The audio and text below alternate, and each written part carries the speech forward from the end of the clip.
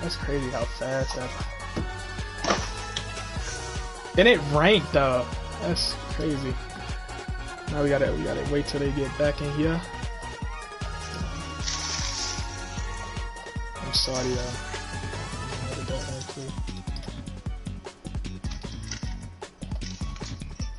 Is these the packages from today? Yeah.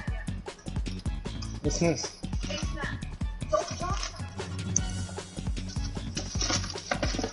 First. I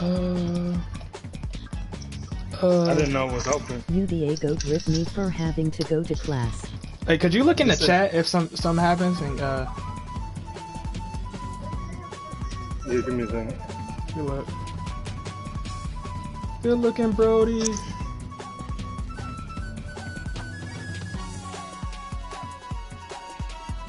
I'm about to say, no, all of a sudden I can't. Oh no, I didn't mean to do that. It's 3 people in there. You Yeah, to man, that's a go RIP me for having to go to class. What do you say? Tay Robinson said that. He said to go to class. He said you to go RIP me for having to go to class. Good luck, okay.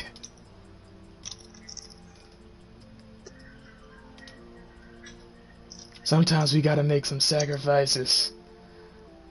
And luckily for us, we made some sacrifices. Oh, no, I didn't do that. I gotta,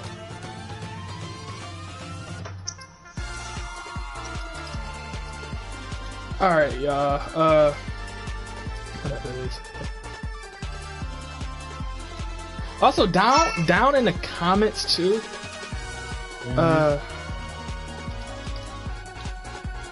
let me know how y'all feel about us going live on the draft as well too. I know everybody has not got in yet, but I just want to see how you feeling about that.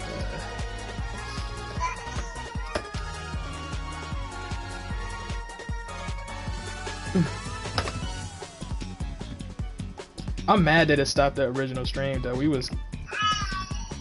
I don't like that. That's not why I'm working. It is updated on my phone. Kyrie is so confusing. He went to a team where he was a second option to a team where was a first option. Now on team where is going to be a I agree, Braylon. Like Kyrie's weird, bruh.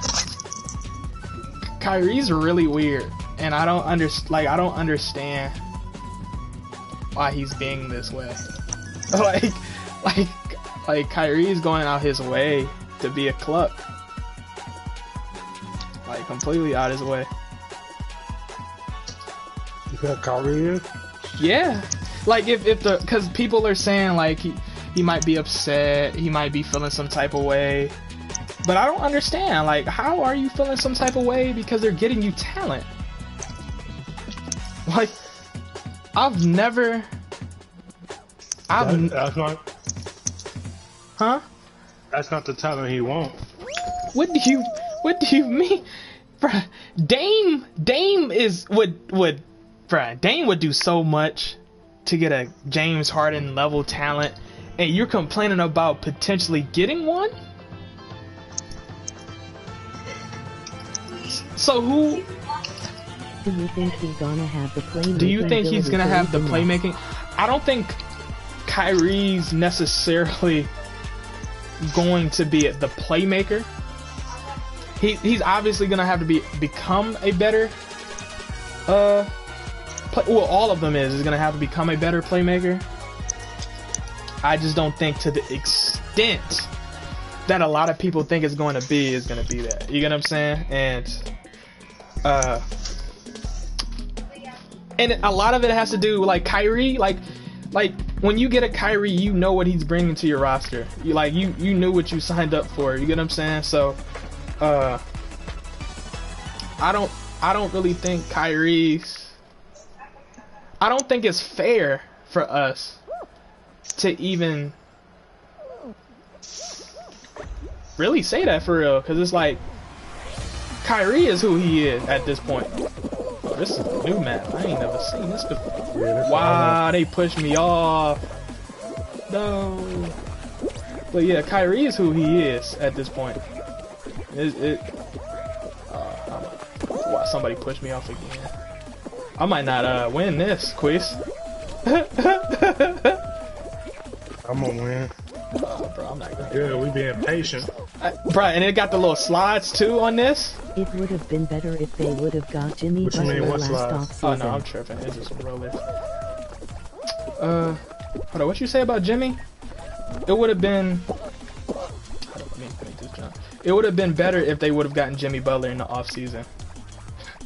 Who? What you saying? He talking about Brooklyn. I think Brooklyn. Nah. Brooklyn. What's up, Chris Anderson? What's up with you, bro? How you feeling? And also, quiz, yeah, expound on that Jimmy Butler, on the Jimmy Butler, bro. Me? Or Yeah, yeah. If you think that would be, if that would be a better fit than Harden, or do you think that's even some that shouldn't even be? I mean, yeah, that would be a better fit than Harden because Jimmy Butler don't need to rock. Russell Westbrook. Yeah. And he gonna play defense regardless. Okay, Chris Anderson. I would never trade Kevin Love for Russell Westbrook. I just want to put that out there right then and there. I am not trading Kevin Love. If I can get James Harden for Kevin Love, I'm doing that for just finesse reasons. But I'm not. Oh, you're trying to push me off. I'm not. Is this you, Queen? Trying to push me? Ooh. Yeah. Oh damn. That's what your ass get. But yeah, I'm not doing it for Russ either. Russ, Aaron Gordon, I'm not doing it for either one of those. Draft Killian Hayes. If the Knicks fans don't draft Killian Hayes, I will retire from a Knicks. Then you might end up having to retire from a Knicks fan. Spurs with AJ, like yeah, it might be GG for you as a Knicks fan. Because I don't think the Knicks going in no right direction. Yeah. First of all, I mean, the only thing good they did do is hire a better coach. Yeah. Well, they made a GM change too. I give him credit for that. Okay. I give him credit for that. Then. I just don't think, like, in sports with AJ, you've seen, because I'm hip to you. I remember you. You've seen the videos I made about the Knicks, and you know how the Knicks fans seen it, and they would say certain stuff was not gonna happen, and then turn to find out it happened. You get what I'm saying? So Who should trade for Russell Westbrook? I don't know how. I actually made it, Doug, please, but I don't know how Knicks need to hire a married I question the YouTuber Knicks as front their GM. office. Legitimately, I really do. I question y'all because I don't think y'all really know what y'all want to do, and that's scary for a team who rumored to trade R.J. Barrett and Mitchell Robinson to move up to third, which I did speculate. I did kind of say that was potentially gonna happen, but y'all shouldn't be doing that. Y'all trading R.J. and Only 30 people made that Mitchell? board, though. Who should trade for Russell? I'm gonna hop off the game. I'm gonna tune in off the phone because I gotta let my daughter use my game to watch TV because I can't find a remote. Alright, man. Stay safe. Tune in from the phone. Let me see what he said. I just missed it. Yeah, Westbrook Knicks need to might be hire a the My third League reason. YouTuber as the GM. I also Yeah, wonder My how League. Yeah, they need to hire me. I can make sure. Yeah, if you give me Trade Finder, yeah. You end up with Kawhi, Paul George. Trade Finder and propose a trade. I'm gonna get them right. RJ Barrett has a higher potential than LaMelo Ball. I can't say that. What did he say? Who got a higher potential? He said RJ Barrett has a higher potential than LaMelo Ball. I don't know about that. I love RJ Barrett. We gotta see LaMelo play a season first before you say that. Yeah. RJ Barrett's first season was just It's weird. Jacking shots. It's weird, and I love him and I was one of the clubs who was saying R.J. Barrett could have messed around and won Rookie of the Year, and R.J. Barrett was being a rookie. I give him that. He was being a rookie, but yeah, I'm with Queeks 100% with that. And someone said, okay, we got 2 questions. Who would you trade for Russell Westbrook? And yeah, Russell Westbrook might be a Knick for that reason. Also, I retire as a Knicks fan if he trade for Russell Westbrook. Honestly, I see Russell Westbrook becoming a Knick. I really do, because R.J. Barrett was just put in a trash the system. Knicks is the only team gullible enough. The Hornets is too, if that rumor with MJ is true, but y'all are gullible. Like, I don't know what to say. Like, y'all are so desperate to get a star. Y'all are so desperate to get a star that y'all would do anything and everything to mess up y'all organization to get one. Like, and I understand why y'all so desperate, because y'all are a big market team who's looking at it like, Jesus Christ, why are we the only team who's not getting some type of praise and glory? But it's like, come on, man. Knicks, y'all don't have to rush it. You don't have to rush it at all. And I feel like y'all are rushing it unnecessarily. You get what I'm saying? But let's see. RJ, yeah. Would you say Russell Westbrook to Orlando? I could see that. You don't like that? I look what Vucevic there. If they don't trade Vucevic, I low key like that though. Yeah, if they don't trade, that's cool. Yeah, that'd be good. Cool fit. Low key like that. Like, that's a way. They not gonna do nothing in the all. Or they might do a little bit more, but I don't see them beating the top 5 team in the East potentially, if healthy. Kevin Knox would have been nice, but they want to trade him. I agree. And Jonathan Isaac, that'd be a nice squad. Would do anything to get Harden. Somebody says Relly, as I was saying, Morey would do anything to get Harden. Yeah, Morey loved that boy Harden. Morey low-key seemed like he'd give up his life to get James Harden, which just shows how much he respects him. But it's like, Jesus Christ. Oh no, I got eliminated. Hello, I have a question. Nikola Jokic should have not. Denver. A lot of y'all know I like the Mavs, but the Mavs ain't finessing Denver like that. Not that crazy. That's too crazy. Bomba Fultz and a first for Westbrook. He said Westbrook. Hey, sports with AJ, I like that. You know what? I can see that, bro. I can really see that trade. Hello, I have a question. Who do you think is the second best league in the world in basketball? The Australian League, or the South American League, or the Euro League? I think the Euro League is the second best. Yeah, I think the Euro League is the best, and I'm only saying that because I feel like a lot more players come out of the Euro League than the Australian League and the South American League. So I would say the Euro League is better. Chris Anderson, I much appreciate that, like, from the bottom of my heart, seriously. Especially as a person starting from scratch, literally the bottom, you know, and trying to work my way up. I really appreciate comments like that, because that only helps me grind more and more. And you know, you can that's all I can do. You get what I'm saying? And with y'all help, I know I'm gonna hit that goal of 1,000 subs. And that's how I gotta keep looking at it, because with y'all keep me motivated. I promise, when I make YouTube videos, y'all legitimately make me proud. Like, just to see y'all comment, ask me questions, it really excites me, for real. Orlando Nikola is untouchable. Braylon, he's untouchable. He's not going anywhere. And I would not, if I was Denver, I wouldn't, like, he's not getting touched. He's too, like, he's literally, he is that system. He makes that system go around. My least favorite player ever is Westbrook, Isaiah Thomas, and LaMelo Ball. I don't know why. I think LaMelo Ball would be a perfect fit in the New York Knicks system. Isaiah Thomas, are you talking about Isaiah Thomas from the Pistons? Or are you talking about The old school Isaiah?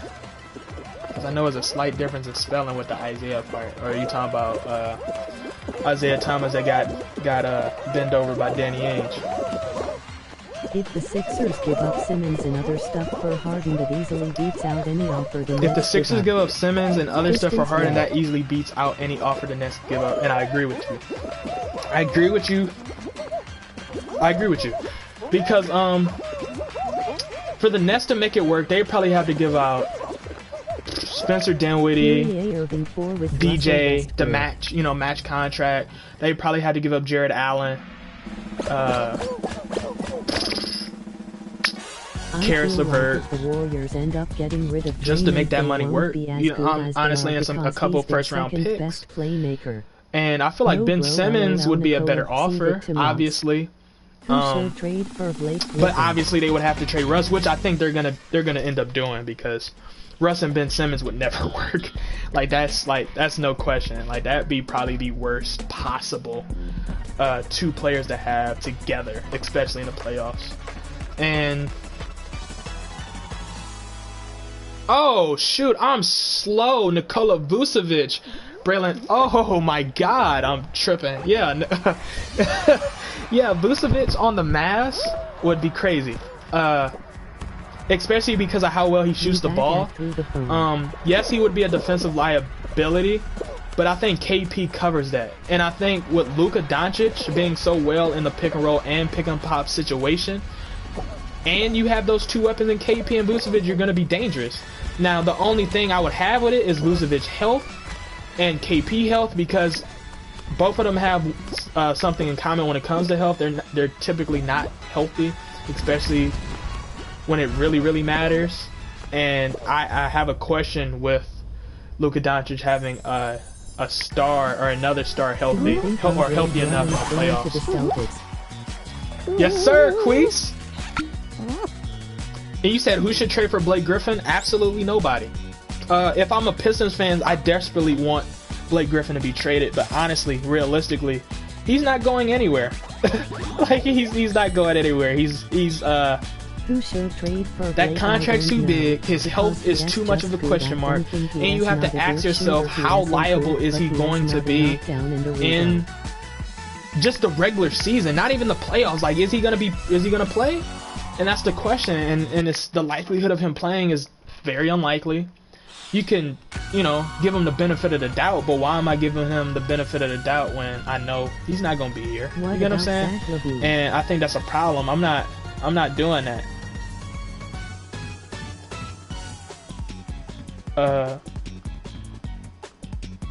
I got some people saying the Suns could potentially be the 6th seed with this lineup of Chris Paul, Devin Booker, Cameron Johnson, Mikal Bridges, and DeAndre Ayton. And honestly, I don't even see them making the playoffs with this roster. I love CP3. I will forever love CP3. But this roster right here, you just gutted out everything y'all had left in trade value, trade assets, or whatever to get CP3, and now y'all are lit. So I'm telling y'all that they're going to be 10th or 9th seed in the West. And if they get in the playoff, they getting swept. I think the Suns are a 5th or 6th seed. What about Zach LaVine? To Dallas, I like Zach LaVine just because he's a different play style than Luka Doncic because of his athleticism and how he shoots the ball. He doesn't bring much defense, which I think they're going to need more, especially from those guard positions. But, like I said before, he gives them a different approach. He makes it more flashy, especially when you got Luka handling the ball and making sure that people gets the basketball in the right places. And also, make sure y'all go to MVO Queese's channel and subscribe to him, man. He's up and coming. He's talking basketball. He's getting basketball content. And we're going to be streaming the NBA draft Wednesday, November 18th. So I want y'all to be there and make sure y'all there to see us talk about what's happening. I think the Suns are 5th or 6th. I think they're the pick after us. So yeah, they're the 6th pick because the Cavs, my Cavs are so, because I think the Knicks is 8th, right? Sports with AJ? Or 9th? You're all 8th or 9th?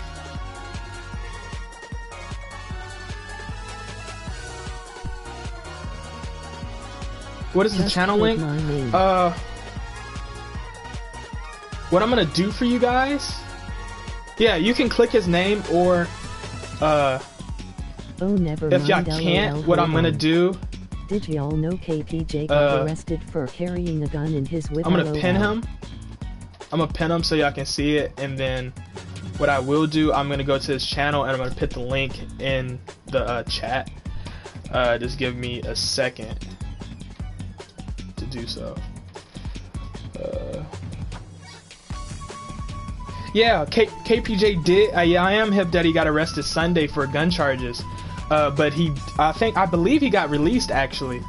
So, it's, you know, it's a big deal, but it's not that big of a deal. Honestly, like that's something that he's, you know, is gonna be, he's gonna shake that. Like, you get what I'm saying? Like, he's gonna shake that. No biggie, no problem. He's not stressing over it. I don't think a lot of Cavs fans is, finessing over it. Like, it's no big deal. Like I said, it's really, like, yeah, like I don't really think it's that big a deal. Envy, you funny, but you know, it's just different. And all of y'all, how y'all feel about Drew Holiday potentially going to Denver too? Down in the comments below. I would really like to hear how y'all feel about that, because I'm sorry guys, I don't know why it's taking me so long to here y'all go. I'm about to put the link for MVO's channel down in the chat box right now. Oh yeah, if that's at most a third seed. NVO Quiz link URL. It S11 watching and only. Oh, Denver a third seed? Yeah, I agree with you. Like Denver, if they get Drew, because I think a lot of us can agree Denver is 1 star away, 1 star level player away from being a crazy roster, a crazy roster, and I think that's gonna be monstrous, bro. Like monstrous. You know what's weird though, Quiz though, because it say 11 watching, but on my other internal thing is a lot more people watching. It's weird. Like, I don't know how to really explain that. Cavs need to figure out how to get more picks. Jamal Murray is becoming a top guard in league. The Cavs do need to figure out how to get more picks, but in due time, we gonna figure that out. From I'll say this: the winds of the Coro have been swirling today. I do want Isaac Okoro. I either want Isaac Okoro or Patrick Williams. Like, I think all of y'all know how I feel about that. I want one of the two of those players, but I'm not willing to draft them for the 5th pick. But I do want them. If the Knicks don't draft Killian Hayes, teams I will think about going or Suns, the Trailblazers, or the Thunder. Okay, Source with Agent, when you say that, do you mean teams he's gonna get drafted to, or are you talking about something else? And also, Braylon, when you say Jamal Murray, it's weird because I was not a fan of Jamal Murray, and I'm still not a fan of Jamal Murray. I kind of think it was the bubble. Like, I'm one of those people who think the bubble just gave him the juice. But you know, I very well probably should be giving him his credit because he did ball out, and there's no way around it. No, I am talking about teams I will follow if the Knicks don't get him. Teams I will follow if the Knicks don't get him. Yeah.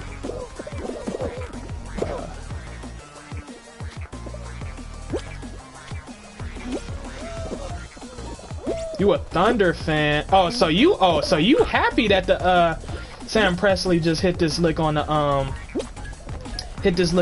Suns then, right? Cause the Suns, oh man, what y'all just did to the Suns is ridiculous. It's legitimately ridiculous. Yeah.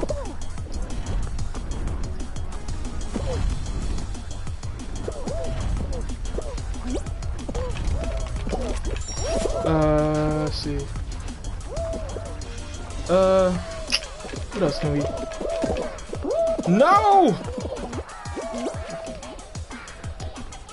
And a lot of us who are Cleveland fans, who's in here, the Cleveland fans, I have to talk to y'all because I need to know what direction y'all want us to go. You know what I'm saying? What do you want the Cleveland Cavaliers to do? Like, because I feel like the Cleveland Cavaliers is in a situation where we are very undecided on what moves we gonna truly make for our roster. Like, we don't even know technically who we want to draft. I'm glad you're a Cleveland fan. I'm really glad you're a Cleveland fan because I bleed Cleveland, man. Like I bleed it. Like I really love Cleveland, and I will always be a Cleveland fan. Like I don't think there's no way to be a fake fan other than if LeBron is in Cleveland. I think the Cavs need to tank. I think, well, based off the new draft mechanics. Based off the new draft mechanics, you can tank, but if you tank, you don't necessarily guarantee yourself the #1 pick. And the Cavs should know, because we had a 14% chance of getting the #1 pick twice these 2 years, yet we still did not get the #1 pick or even the 3rd pick, right? And I feel like we've been getting touched on and finessed these past 2 years, especially because we needed it. We really needed a top 3 pick. You know, I really wanted James Wiseman, yet we didn't get lucky. Do you think the Cavs would make a win now move at some point, knowing how Dan is? I think, just like the last stream, I don't think it's necessary for us to do that. Reason being is because we go overboard. We get in this mindset that is win now, but then we trade every asset we have. So when we make a try to package like this, we always thinking in the short term. Like, we're not thinking long term. Like players like general managers like David Griffin and Danny Ainge, you're thinking long term. Like, they're gonna make a move and know that they're getting 4 and 5 picks that's in the future just in case this does not happen. Even Sam Pressly, he realized, he was like, hey man, we might not be this good, but I'm gonna get 26 first rounds in total to shape my futures just in case something goes wrong, and his situation is clear. And on the big markets, they're going to bring the NBA money, going to get #1 pick. Yeah. I'm not even going to get into a conspiracy, but I do feel like sometimes the NBA do position certain teams to get picks, and in this instance, I believe that the Cleveland Cavaliers, like, I feel like the Golden State Warriors had no business getting that type of pick, but they did. And, you know, once again, fuck the 2020 great for them, but you really just gave Golden State Warriors an option to re-up. Like, you gave a championship level team that's about to have 2 of their stars back to re-up. And that's scary for the league. Like, it's even scary for the rosters, because they have so many different options as a championship level team to where they can make something legitimately shape. What are you talking about? Akuro's flashy playing style and aggressive defense? What are you talking about, Braylon? And also, I agree with you too. The NBA has lost a lot of money. That, I mean, you can see how some of the moves they're making. They're gonna get that back. They're fiending to get that back, and they can't wait to get that back. And they're gonna do anything possible to get that back. So I would not put it past them.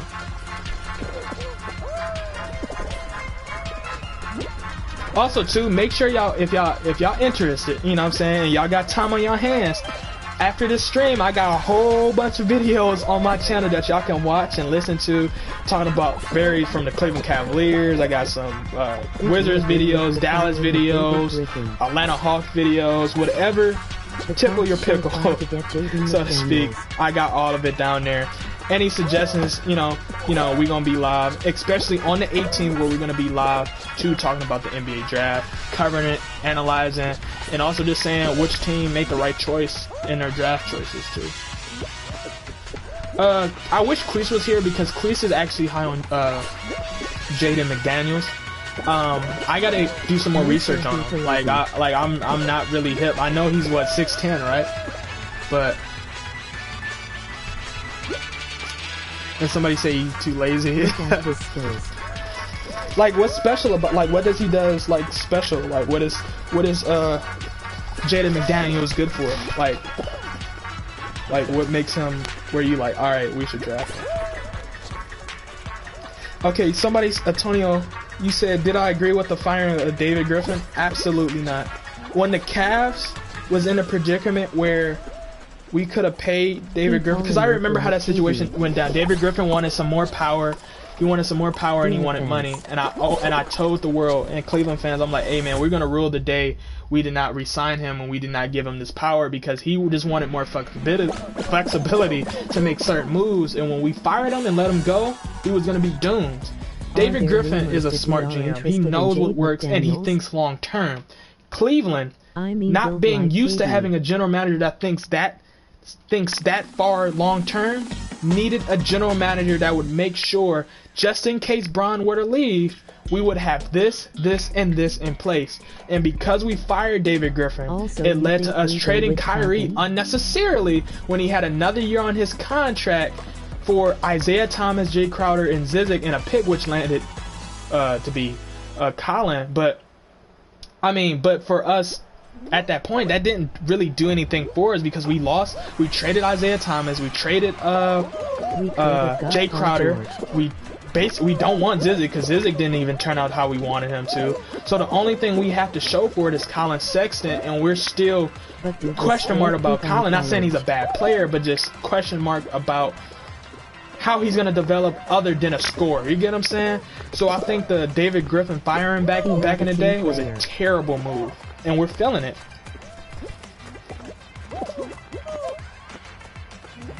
We could have got Paul George, and it was ridiculous. Like we could have got Paul George, and I know Paul George's reputation is probably up to date. Where we calling him off playoff P, you know what I'm saying, off P, you know what I'm saying. But at that time he was a good player in the East, and plus he got LeBron James. He would have had LeBron James as a wing player.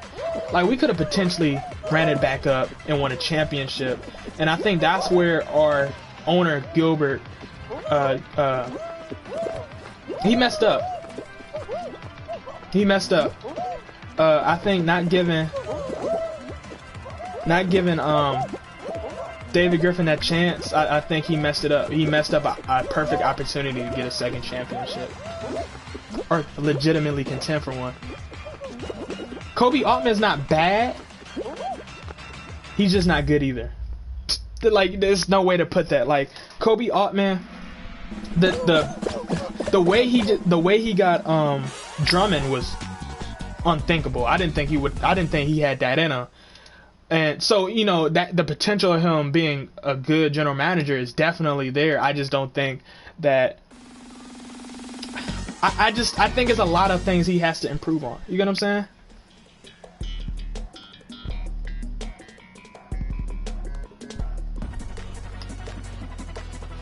You emailed him?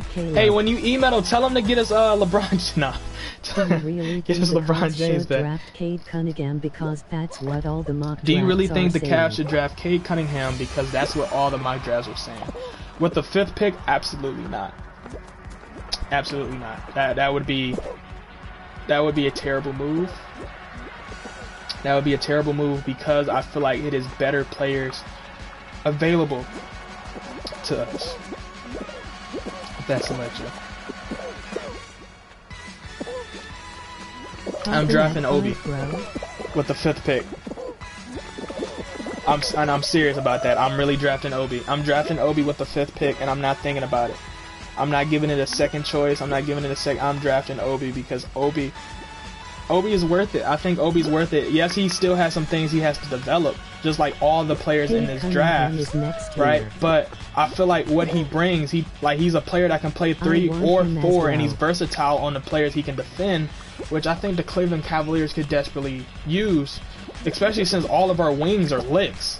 And the wings that we try to play at wing, like Kevin Porter Jr., should not be at the wing. Like, he's a shooting guard. And Dylan Windler potentially going to play at the wing, but 6'7", but he's 190. You get what I'm saying? Like, come on, he's not guarding LeBron James, Giannis, KD. Like, he's not guarding any of the, like, he's barely guarding any of the average small forwards in the league. You get what I'm saying? And I feel like Cleveland has to address that while trying to get a player who could potentially play defense and, to be honest, can play 2-3 different positions, which I think Obi does well.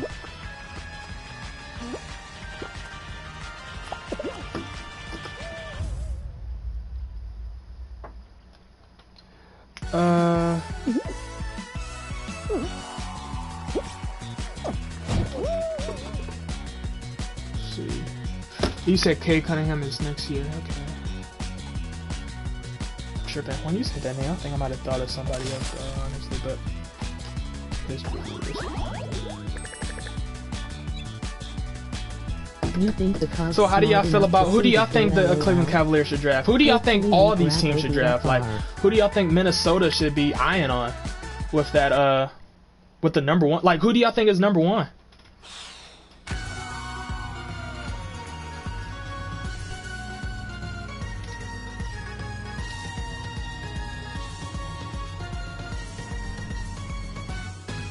Anthony Edwards. I see Edwards.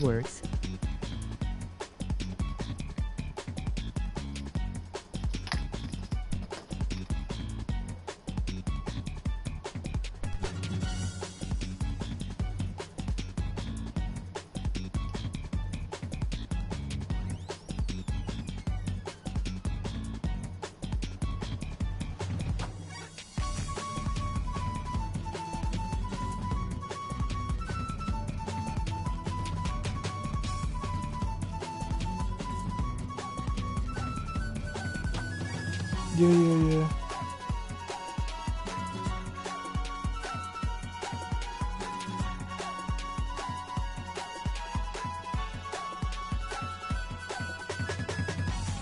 Is Minnesota really gonna draft anyone? Let's see. Is Minnesota really draft? Minnesota's in a weird situation because Minnesota do not truly know who they're gonna draft, right? Based off these rumors, they don't know if Anthony Edwards is the one. They don't know if LaMelo's the one. James Wiseman's the one. Even though James Wiseman has said before, he might not really want to play in Minnesota. And I think this is why, like I keep saying on a lot of my videos, this might be one of the most unpredictable drafts we've seen in a long time, because anybody can be number one. And then when you got all these teams saying they trying to draft up, and all these teams that's trying to say they're trying to draft down, a lot of things could shake, a lot of things could go a lot of different ways. And I think for us, for Cleveland, like speaking just for Cleveland fans at first, we can use this as a perfect opportunity to finesse a team, right? Just because they're trying to maximize, or try to maximize their profits. And I feel like a lot of teams is going to blindly try to maximize it, and I think Cleveland can get that. I think, as I've been thinking about it, because at first I did say no. I did say Obi wouldn't be a great fit in Minnesota. But I think I was saying that blindly. I think that might actually be a perfect fit for Minnesota, because, I mean, if you're going to play Cat at the forward, have another versatile power forward who can play small forward, which Minnesota lacks both of those positions. So, yeah, I perfectly agree with that. Cleveland can trade Drummond to the Celtics. What you said? We can get another... Cleveland can trade Drummond to the Celtics. I've been hearing a lot of rumors about that too, about a possible Drummond trade. I can see Boston doing that. It's just, I don't want to trade with Boston anymore, because Boston is gonna go out their way to finesse us. Like Boston. Danny Ainge is gonna he gonna hit us up for a lick. He said we can get another top 10. I hope so. I hope we can get another top 10 pick. I'd rather have Gordon Hayward than Andrew Wiggins. You know why I would disagree with that, Braylon? Because Andrew Wiggins is younger, and I feel like Andrew Wiggins does not have the same health issues as Gordon Hayward right now. And I feel like Andrew Wiggins would give us a lot more bang for our buck, especially after getting a new contract. Now, if we get in a situation where Andrew Wiggins try to finesse another team with money, then Houston, we might have a problem, because I don't feel like Andrew Wiggins is worth that type of money. But I feel like if we're trying to get a 3, I think Wiggins might be the better choice than Hayward. Hayward's contract is expiring. That is true. But I still think he can squeeze. He can squeeze at least 60 million, like in total, in 4 years. I feel like he can squeeze 60 million, and that's for the, I feel like, the smart teams of the NBA.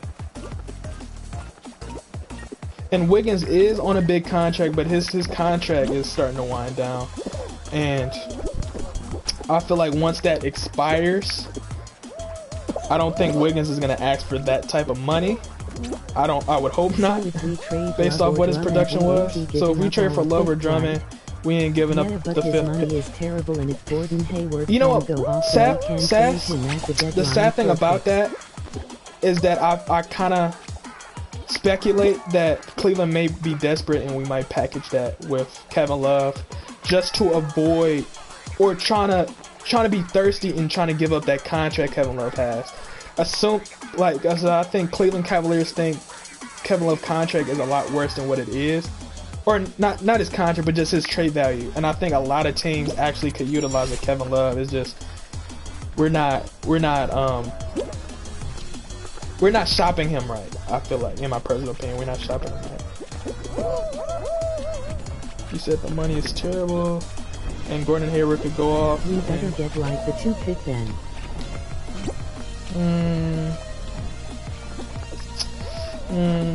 I mean, you can say that. I just question Gordon Hayward's health in that. I think Gordon Hayward value based off his current health, I don't know how much you can bank on that. You get what I'm saying? Like, Gordon Hayward's a good player, don't get me wrong. It's just he's a good player when he's healthy. And I would love him on Cleveland. I think we could utilize him greatly. What direction are you going in? I'm going to Hayward. You get what I'm saying? Like,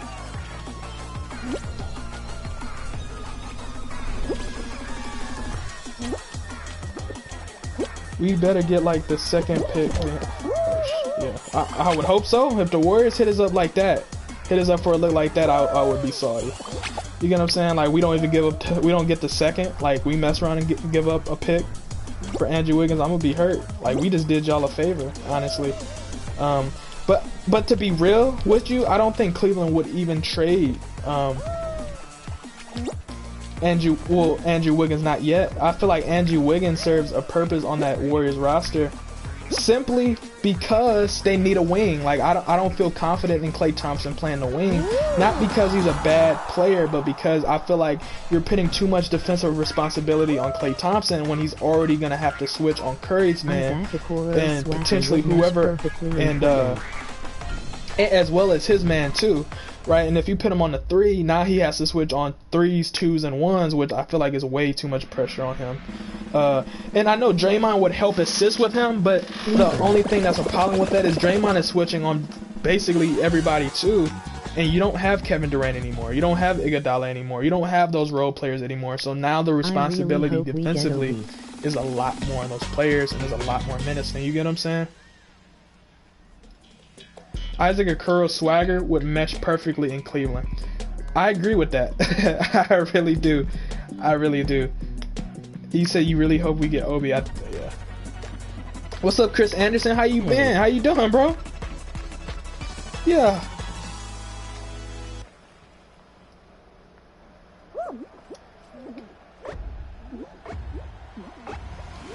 Let's see. Yeah.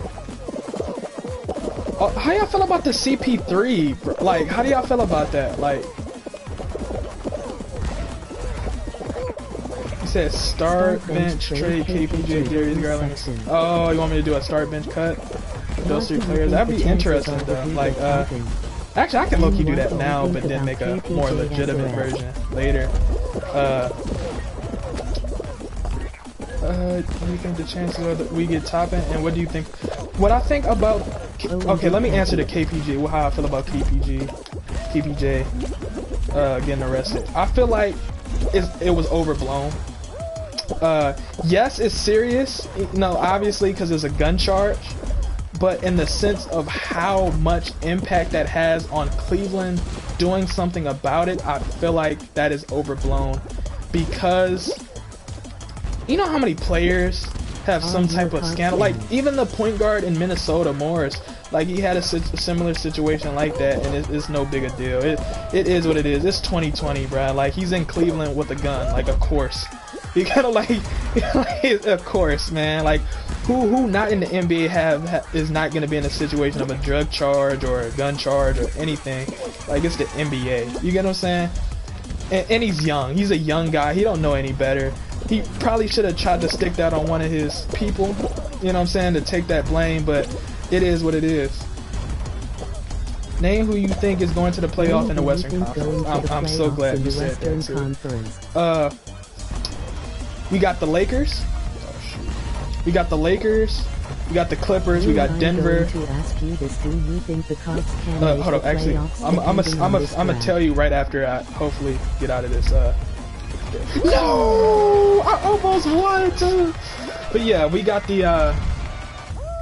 Let me go to ESPN because I was just.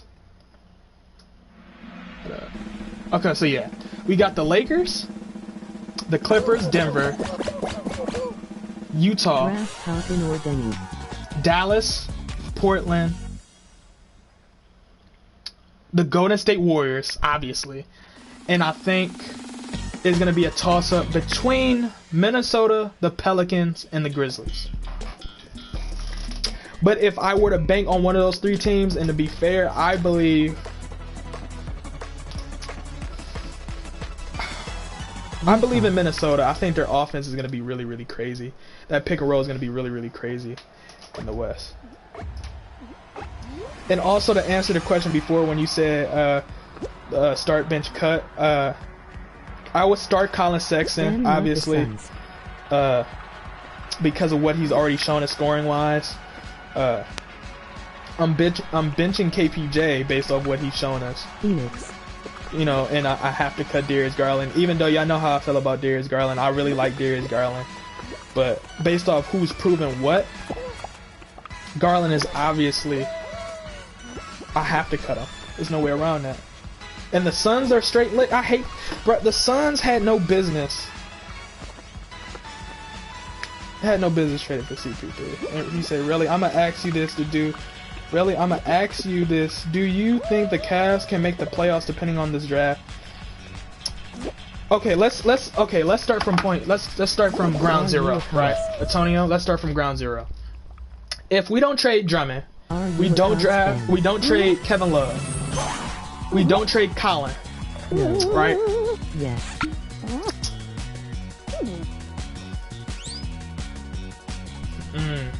That's tough. Let me look at this. Love during the draft. In the East, and I'm gonna be real with you, right? Because Milwaukee's gonna be in there, the Raptors gonna be in there, Boston, Miami, Philly, the Nets. No, because the Wizards. That's the team people are forgetting. The Wizards they got John Wall back. Bradley Beal is gonna be healthy. Yeah, Cleveland. Yeah, honestly, and that's probably why so many people say we should probably trade Kevin Love and Drummond, because since we know we're gonna have a tough time anyway, why not trade these talents? Tank, even though you can't tanking doesn't automatically gives you a #1 pick, but this tank tank to let the players, the young talent you got develop. You get what I'm saying? And I think that's the legitimate question. Like, I don't think the Cavs are gonna make it to the playoff. They can be competitive, but those teams I just named, they're in the playoffs. Bulls might take the 8th seed. And you're right, the Bulls could take it, but the only problem I have with the Bulls, which happened last season, is their health. They had like 4 of their 5 starters hurt. You get what I'm saying? Like, and the Bulls has always had problems with health, and I don't understand why, but unfortunately for them, they've always been unlucky. I hear that too. Like, I hear that too, that the 2022 draft is going to be pretty nice, and a lot of that is attributed to the age to be eligible for the draft is going to be lowered, which I think for a lot of players, or a lot of these players coming in, that's great news, because they don't have to get finesse from college, who's not trying to let them get paid, which I feel like it's unfortunate. It's unfortunate. Like, I'm not saying they have to physically play these players, but let them get third-party endorsements, right? That's not hurting you. If anything, that's helping you. Resign. John Wall, you said John Wall's not going to be the same athletic-wise, but I feel like John Wall is going to be a better shooter. If you look at the training sessions he's done with Gilbert Arenas, I feel like he's going to be a lot more mindful and a lot more... He's going to be smarter on his approach. And I feel like that's why he's going to be better. And I feel like he's going to be an even better playmaker than he already is, which I think helps Bradley Beal, because it takes a lot of the focus off of him, which he can finally get some respects, which... Jesus Christ, Bradley Beal deserves some respects. And you said Drummond not sure if he want to sign. If Drummond's not sure he wants to resign, you have no choice but to trade him. I'm not taking that gamble, because he's gonna opt into his contract. And if he doesn't opt into his contract, then it is what it is. But you have no choice, because Drummond, I think he has a reasonable trade market. It's just the team you're gonna have to trade him to is probably has a big that already can shoot the ball, right? It's not gonna be a team who's rebuilding unless you can finesse them. I hate the draft lottery too, because Cleveland gets finessed by it. Like we got screwed the last 2 years because of that new draft lottery. So like, even if you didn't necessarily intentionally try to tank, like the Cavs did not try to, we just sucked. We don't get rewarded, and even teams that really deserve the #1 pick or top 3 pick, we can't get it because, you know, like a person that was 14th in lottery could mess around and get the #1 just because of the new system. What's up, Trey Robinson? What's up? LOL. Yeah, I didn't know if I start a new game it like just boots me off. I did not want that to happen. Last year instead of picking Garland. Yo, who were we projected to pick last year instead of picking Garland? I think it was DeAndre Hunter. We wanted DeAndre Hunter, but we didn't get DeAndre Hunter. We wanted a 3. Because we wanted both of the small forwards. I mean, you can't be made. And we also wanted Jared Culver. No, Jared Culver. What pick did Jared Culver go? Drummond in love for Bismack. No, because I think actually, yeah, we wanted Jared Culver too. I think. 5 future picks. But we didn't get him. Drummond in love for Bismack Biyombo and Nicholas, but no, sir, no sir, no sir. MJ not gonna hit no lick on us, no sir. Last year we should have got Cam Reddish. Last year we should have got. I agree, but Cleveland was in a position where we didn't want to take chance. Well, then again, we took a chance with Garland, so maybe not. We just didn't really want to draft for real. Okay. Like, after we didn't get DeAndre Hunter, we just didn't care. You know what I'm saying? And I was one of those people the year before that one. I wanted us to draft Michael Porter Jr. I didn't even want Colin Sexton. I wanted MPJ.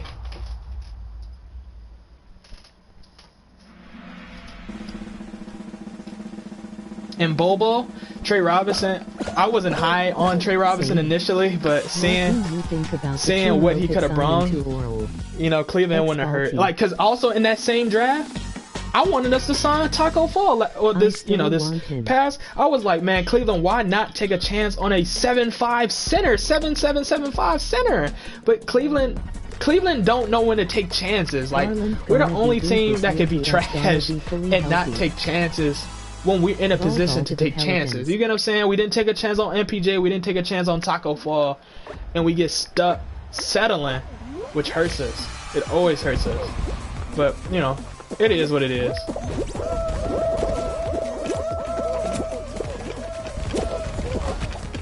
It is what it is. Bobo to the pellet. That's definitely a David Griffin type of finesse. So I would not put it past him. I would not put it past him. That's the only part of the Nuggets trade I want. Yeah.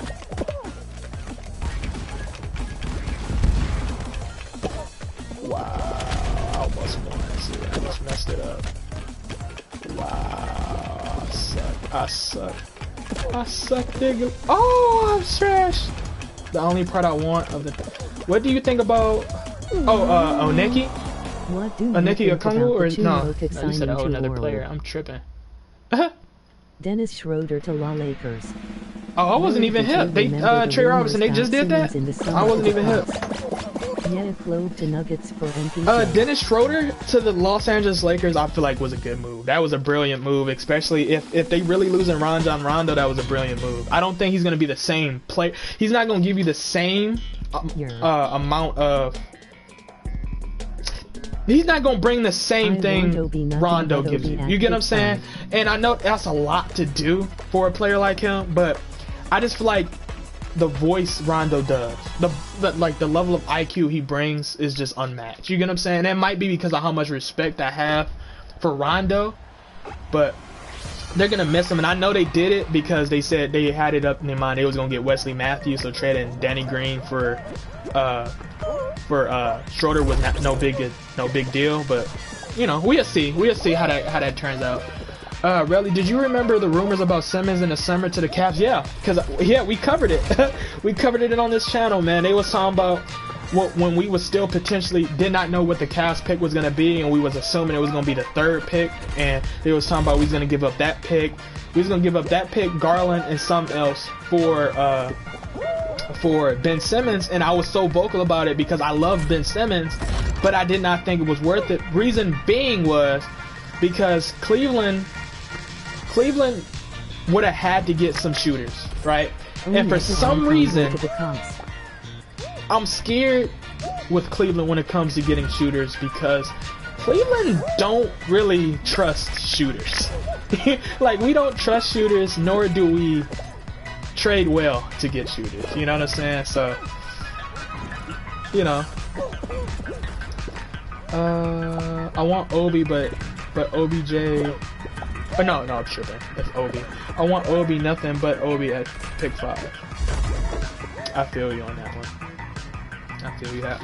But it depends, because if this draft is as unpredictable as they say it is, and somebody dropped down that has no business dropping down that low, preferably James Wiseman, I'm taking James Wiseman.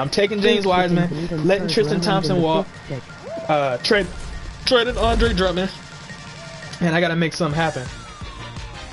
3rd pick in Batum for Drummond in the 5th pick. Jackson is really a good signing. But no trade. For the Cogs. Trey Robinson said, I don't know how I feel about that, because Nicholas Batum. But the 3rd pick we could land. Oh, but Golden State still 2nd, and they gonna draft James Wiseman. That's the problem. I want James Wiseman. Oh. I'm gonna have to think about that one. Do you think Josh Jackson is really good at signing? Josh Jackson, I think he is. And I know he gets a lot of flack because of the situation he puts himself in. But I feel like Josh Jackson would be a great acquisition. But y'all must understand, Josh Jackson is a restricted free agent. So even if we try to sign him, the Grizzlies could very well say, hey, we're going to match the offer. He's coming back to Memphis. And there's nothing we can do about that. But for the Cavs, I feel like since we need a 3.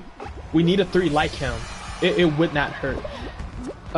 You say MJ could give us Batum, the number 3. MJ could give us Batum and a number 3 for... Oh, yeah. I love that deal. Yeah.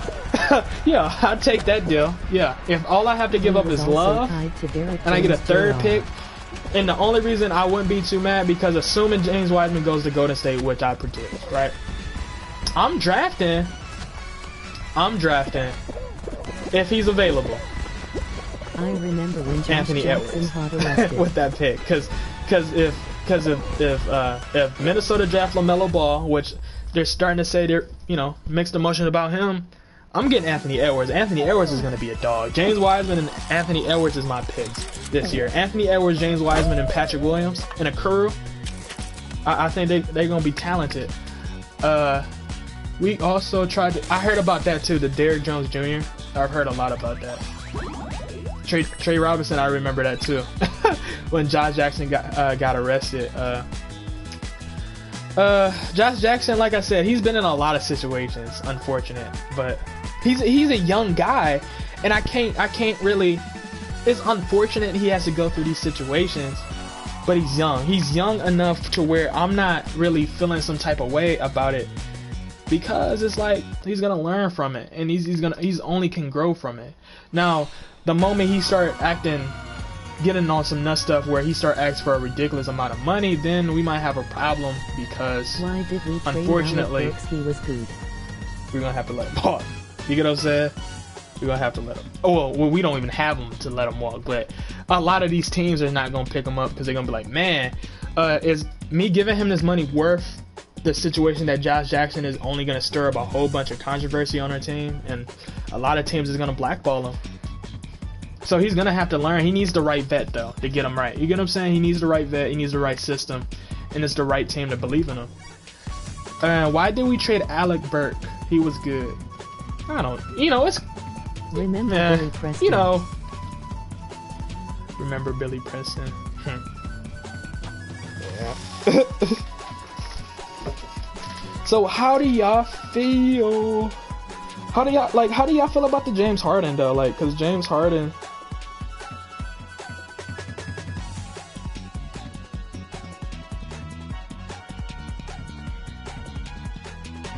He had good upside. Let's see. Hold on, what we got here. Crazy. That's stunning to me, because it says Harden wants to leave the Rockets though. Like, and he says the only places he would be willing to go to is the Sixers and the Nets, and that's crazy. That's crazy. You said Kuz for DeRozan. If the Lakers could pull that off, they would. And a lot of people that watched my LA video that I made about Kuzma should be traded. I feel like Kuzma for what we hyped him up to be did not live up to any of those expectations. And I believe Kuzma cannot be, he's not going to develop into that player on the Los Angeles Lakers. It's not going to happen. Because as long as LeBron James and Anthony Davis is on that roster, they're not going to allow him to. And I'm not faulting LeBron or Anthony Davis, because honestly, when you have two top 5 players in LeBron and Anthony Davis who has shown you that they can win championships with each other, you have to compromise for those two players.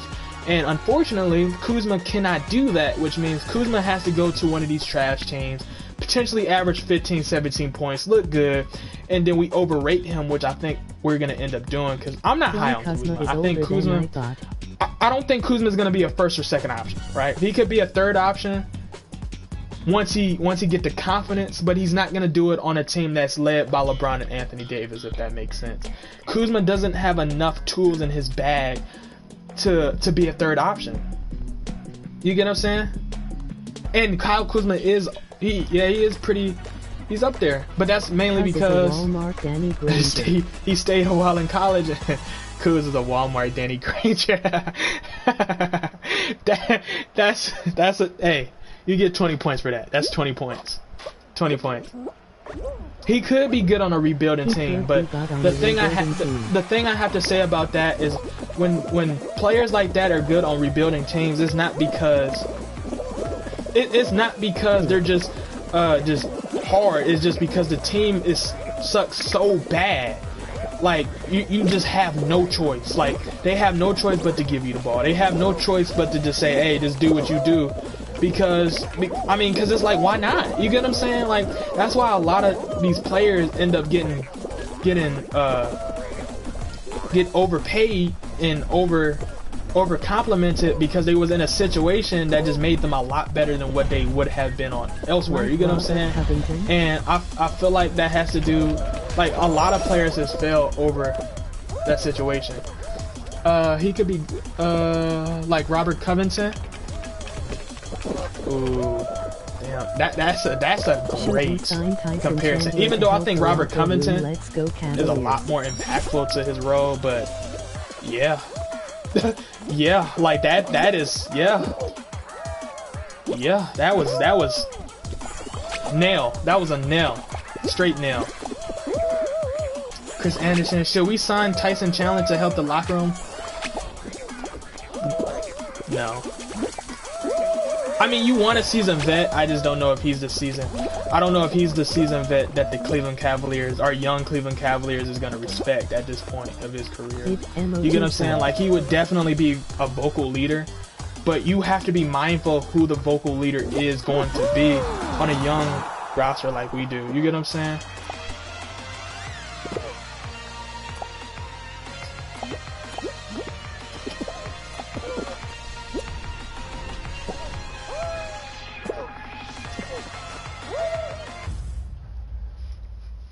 Yeah. Let's see here.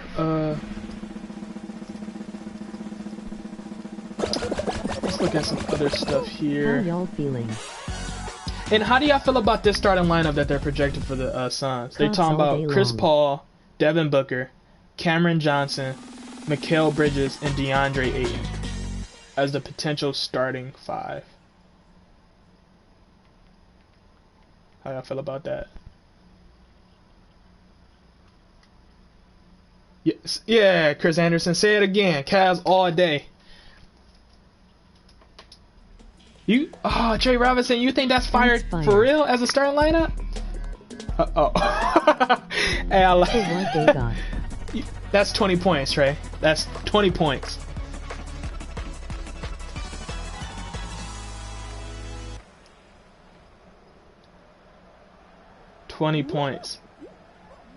Oh, I made it? Oh, I'm tripping. I will forever hate the Phoenix Suns for doing my boy Chris Paul dirty like that. Like Chris Paul did not deserve that type of roster. Like, he deserved a championship level. And I want to hear how y'all feel about that. Like, I really feel like Chris Paul deserved better. Like, I feel like I know I'm not a Lakers fan. I cannot emphasize this enough, right? But I wouldn't have mind CP3 going to the Lakers. As much as the Lakers get the benefit of the doubt when it comes to media attention, I would not have mind him going to LA to win a championship. I feel like he's one of those point guards that deserve a championship. Like, he deserves it. Like, he's done everything right. What you say? Why do we have Jordan Bell on the roster? Because it's Cleveland. You know, Cleveland thought we signed him, and then the pandemic happened. And we was like, you know, he's gonna be a backup center. You know, he could do something, but he's, in my personal opinion, I think he's a little undersized to truly play the 5.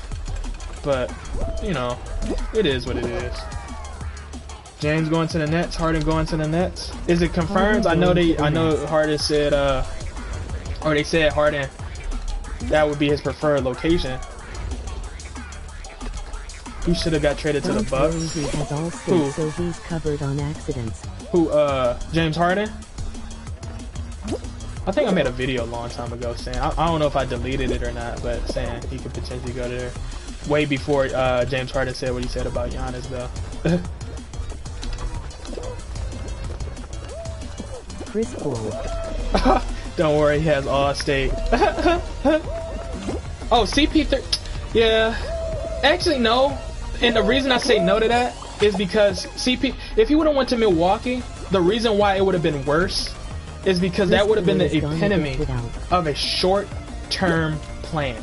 Reason being, CP3's 35 or 36 years old, right? And you think in the Eastern Conference with Brooklyn trying to get stacked, the Sixers trying to get stacked, the Miami Heat being defensively sound on defense. Shoot, I had some other teams in my mind. Boston getting better and better and better. I don't think those teams would have like it would have been the same thing. Like Boston would have ran up to Milwaukee and they would have did the exact same thing.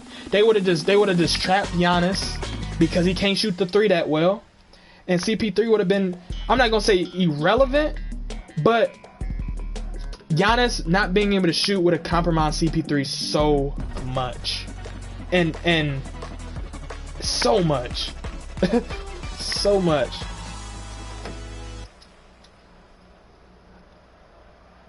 You said what James said? I hope. Well, I can't. Well, CP3, you said Chris Paul gonna get bought out. The reason I don't believe that is because they traded Kelly Oubre, a first-round pick, and 2 other players who I don't really care about, and Ricky Rubio as well. You know what I'm saying? And I think the Suns is telling us they bought in. They really think CP3 is gonna make the difference. Who potentially could get them in the playoffs? I just don't think it's gonna be enough impact for that team to say this is gonna make a difference. And honestly, I believe Chris Paul is just as short term of go as if he would have went to Milwaukee. You get what I'm saying? And yeah. I want to know what they said. I meant, what did James say about James? James Harden said basically when he said it doesn't take no skill to be a 7-footer. A while ago in the season, it don't take no skill to be a 7-footer, and when Giannis got wind of it, he wasn't really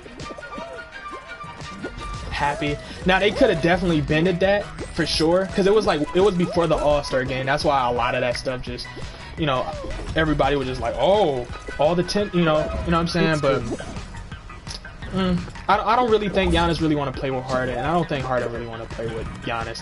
I feel like they would be dominant. I just don't think they really care for each other right now. They want to get that money for D'Lo or Cat.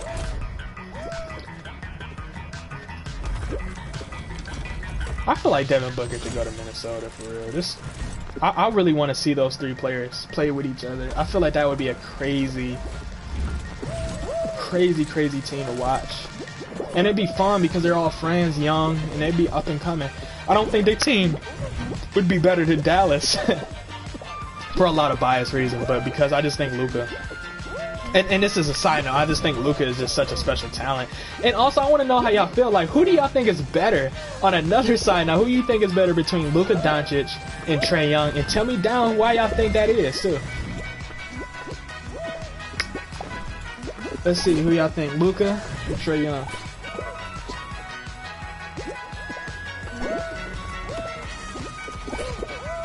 Luka, okay. Luka. Should the Miami Heat trade for Russell Westbrook? No. The reason I say no is because they're going to have to trade a lot of their assets to match the Russell Westbrook contract. And I feel like Russell Westbrook not being able to shoot that well, especially when you have Jimmy Butler, he can shoot, but if any of y'all notice in the playoffs, he can have a really great game, and then he have like a 13-point game where he's like 9 for 20. You get what I'm saying? 9 for 17. You get what I'm saying? And I just don't think Russ truly solves the problem. Now, in terms of like culture, Russell Westbrook fits that Miami Heat culture perfectly, but I think Miami needs more shooters. They need like a Damian Lillard type of player. You get what I'm saying? Those caliber type of players. And I know a lot of rumors say Giannis is going to Miami Heat, and I know a lot of people say, isn't that the same thing? Yeah, but I think a lot of people's banging on the fact that they have so many shooters currently that it might override it. But I'm still mixed emotions about Giannis as well. And you said CJ? CJ, yeah, he's a better shooter than Russ, but I have mixed emotions about CJ because I feel like he's so inconsistent. So inconsistent that it's just like he would give, if I was a Heat fan, he would give me a headache. He would truly give me a headache, and I would be sorry.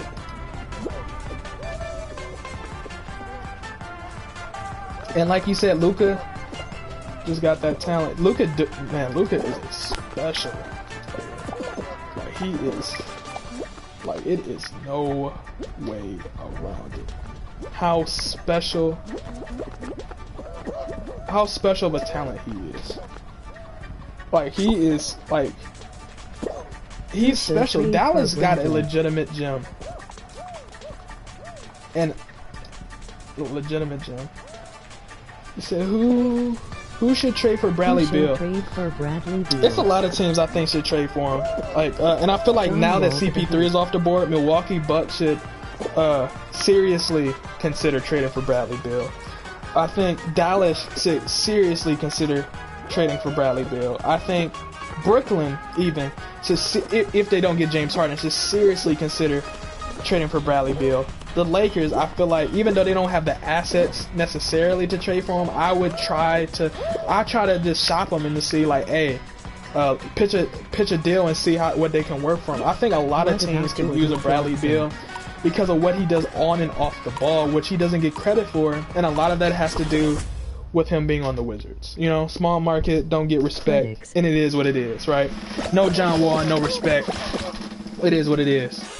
I think Bradley Beal would make any team worth it. Like, I would even Boston, I might even consider it just because of what he does. Like, it's a lot of teams. Even Denver, I would try.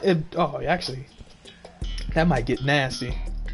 Him in Denver, ooh, Bradley in Denver. John Wall to the Heat. John Wall is my favorite point guard. Like, he's my favorite player. So if he goes to the Heat, even though he says he's working on his shooting, we would have to see. Let's see the stats.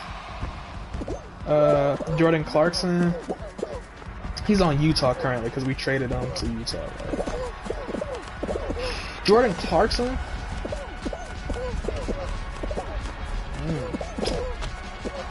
Jordan Clarkson should low-key consider going to the Clippers. Well, depending on how much you want, he should low-key consider going to the Clippers. Maybe even Brooklyn, honestly, depending on what direction they're going on. If he wants to be on another big market and get paid, I'd probably go to New York. The Celtics, you agree with the Celtics for what, Bradley Beal?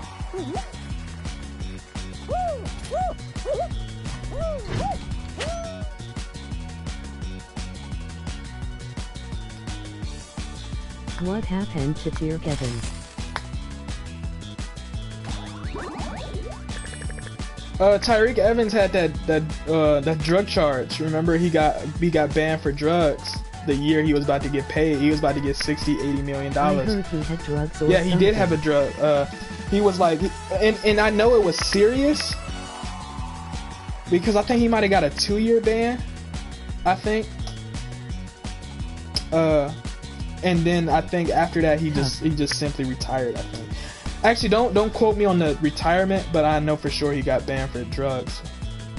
For sure. And he just haven't.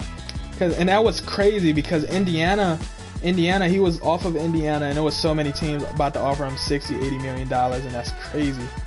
He was a stud in college. Definitely. Like, Tyreek Evans could have been utilized on a lot of different teams. The Lakers and Clippers included, just because of what he did and his size, his shooting, his playmaking. Definitely could have been utilized. Trade players tomorrow. Definitely could have been utilized for sure. FR.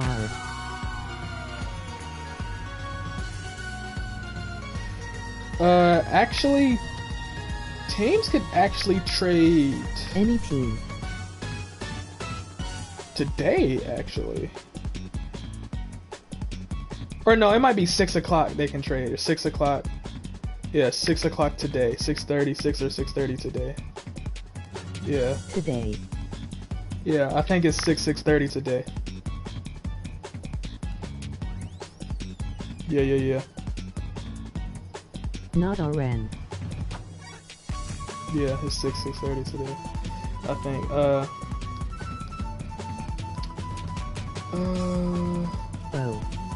I swear I had the picture because I try to stay up to date with it. Obviously with this channel, but I'm almost certain it's 6:30 today, though. Because then free agency, the draft starts the 18th, and then the The draft starts the I'm thinking 18th and about the free agency starts starting the a YouTube 20th. channel about basketball.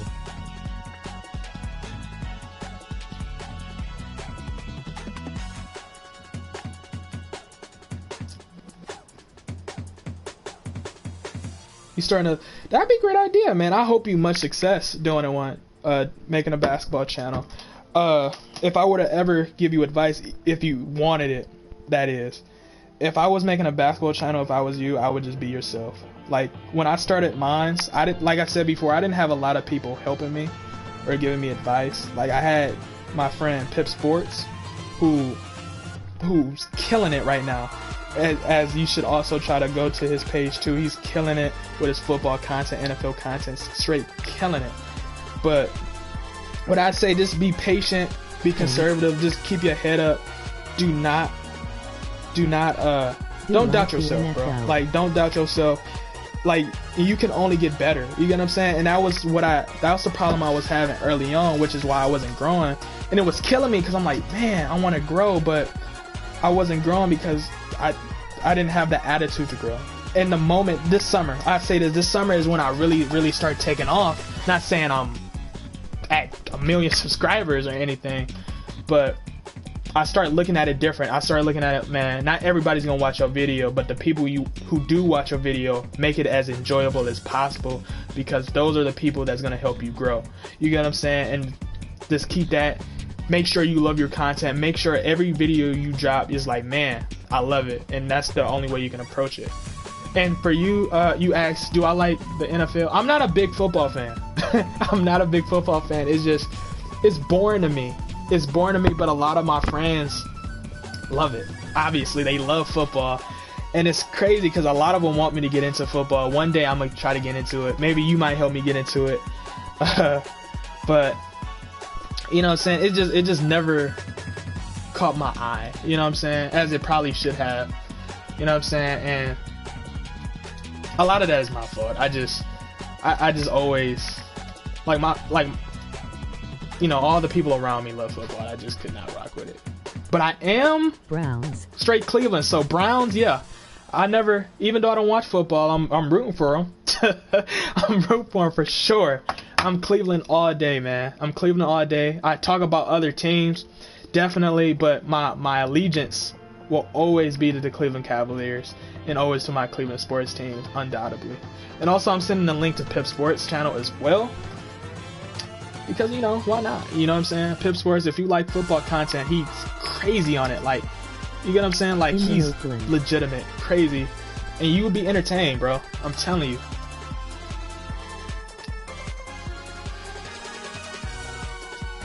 Pip Sports, URL. Yeah. So what y'all want to talk about, man? Y'all got any questions about basketball? Anything, to be honest. Like, I'm feeling it. I think y'all feeling it. We feeling it. We good to go. And if y'all not feeling it, I'm just gonna bash Tristan Thompson. He said from, yeah, I am from OH. I am from OH. I'm a Philadelphia. You from Eagles fan. Philadelphia Eagles fan? So are you so you a Philadelphia 76ers fan too, or are you kind of up in the air?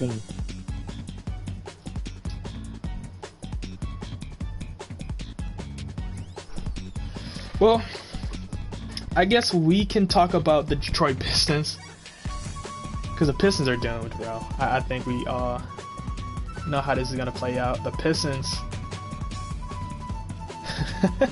the Pistons are like, I don't know why the Pistons, like, they messed up their roster. Like they don't have no tradable assets other than Derrick Rose, and once they trade Derrick Rose for potentially 1 first-round pick, is over, because you're not gonna get face first value for Blake Griffin, because he's too injury prone, way too injury prone, and you can't even trust him to play the regular season. You get what I'm saying? And his contract is way too fat for me to take on that player, man. So I think the Pistons are gonna eat that up. And then Woods, he already telling the fans, hey, which team should I play on? Which is unfortunate, but it is what it is.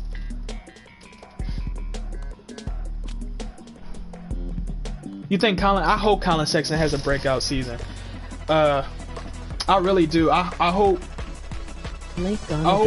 Colin Sexton becomes a better passer. Not saying he's gonna be a CP3 level passer, but if he can average like 5 or 6 reasonable assists, you know what I'm saying? Like legitimate assists, I can live with that because Colin is a scorer. Like if we learned anything, Colin Sexton likes getting buckets. I'm not gonna stop him from wanting to getting buckets.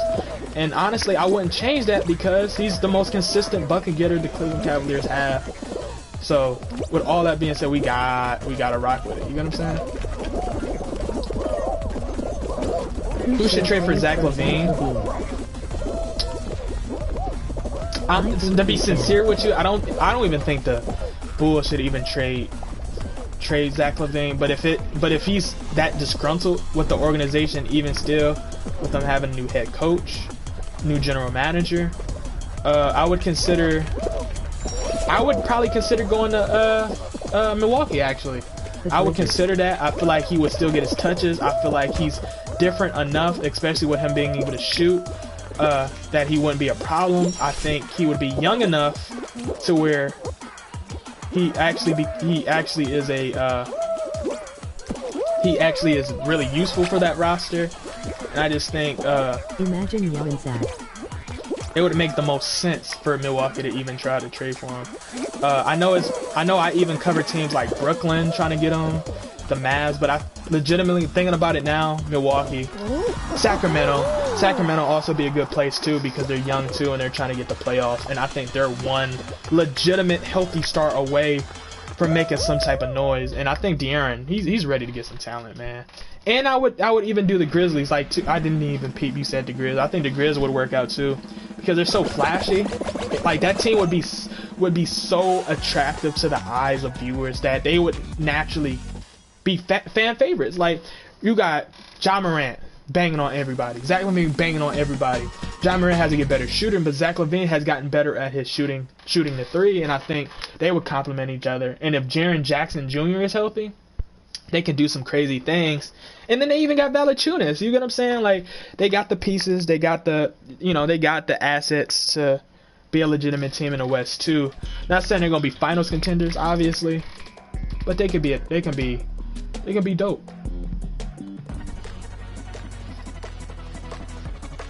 Kevin Knox is a bust. I'm not gonna say he's a bust. Aaron Gordon. I just think he's on the Knicks. And that's all I can say. He's just on the Knicks. Aaron Gordon. Aaron Gordon going where? Or are you just asking me in general where y'all think Aaron Gordon should go?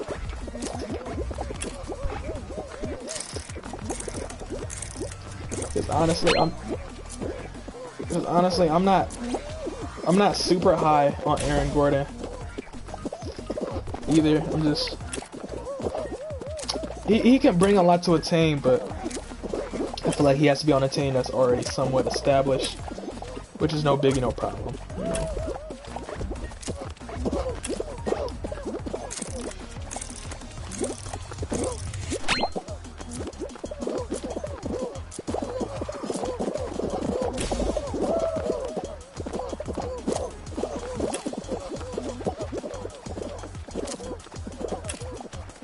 And also, let's also touch on Kevin Love too. You said just learned the Cavs had Sean. Yeah, the Cavs. Yeah, the Cavs had an old Sean Kemp though. you have to be exact. We had an old chiseled down Sean Kemp, but it's Sean Kemp nonetheless. 3-1. Also, I think it'd be great to talk about Kevin Love. Should we trade him this during this draft? I think so. I love Kevin Love. I love what he brought to their team. I feel like he's a lot better than what people give him credit for. But it's about that time. I think Kevin Love can give us some legitimate assets back. I think Kevin Love is a player that could complement teams as a third and fourth option. We need a pick. Which I think teams like Boston, you should be eyeing. Toronto, you should be eyeing. Even somebody said earlier, looking back at it, looking at the money, the Suns actually could trade for him, and I think that would make sense. Low-key bad for him seeing him on a team like feel this. bad for him seeing him on a team like this. Yeah, I do too, honestly, because and I love Cleveland, but Kevin Love doesn't deserve this. Kevin Love did not sign up for this type of team, and I know he's keeping the spirits up, and this is why I think Kevin Love deserved a lot. He deserved a thank you, but I don't think he's ever gonna get one, just because it's just people just feel some type of way about Kevin Love on like not even cause, like there's no cause for it. Would you trade John Wall for Russell Westbrook?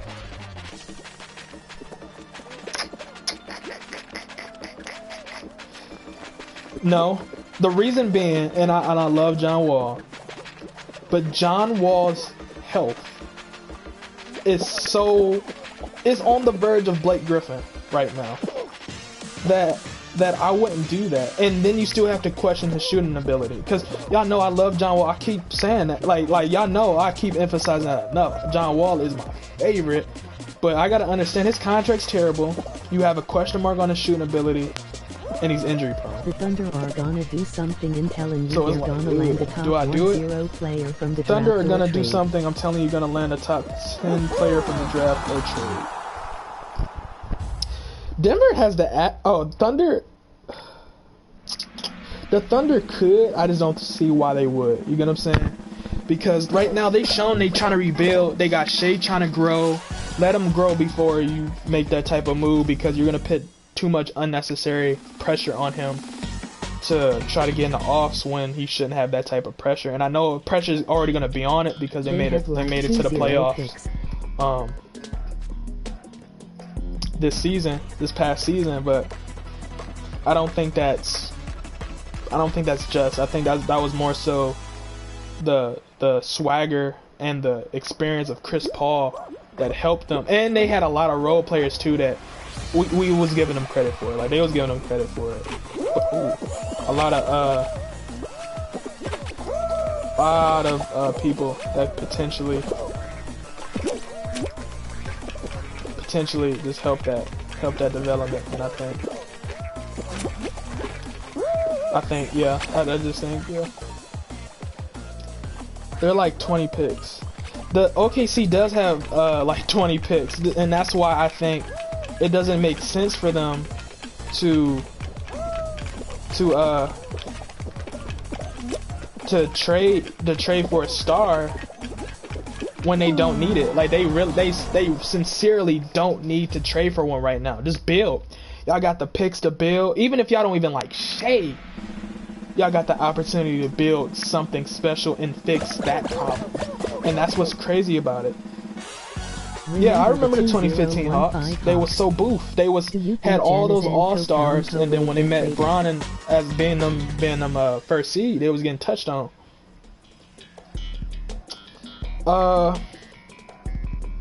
It depends. With Giannis, it depends. It might come to that. It might sincerely come to that because no. It might come to that. If Giannis sit here and say, "Hey, I'm not trying to be here," you have no choice. Like, because you cannot let a top 5 talent walk for free. You have to, and you have to approach it like Anthony Davis. You have to get some out of here because Milwaukee, I don't. Same. Yeah, they got to get some out of it, bro. They got to.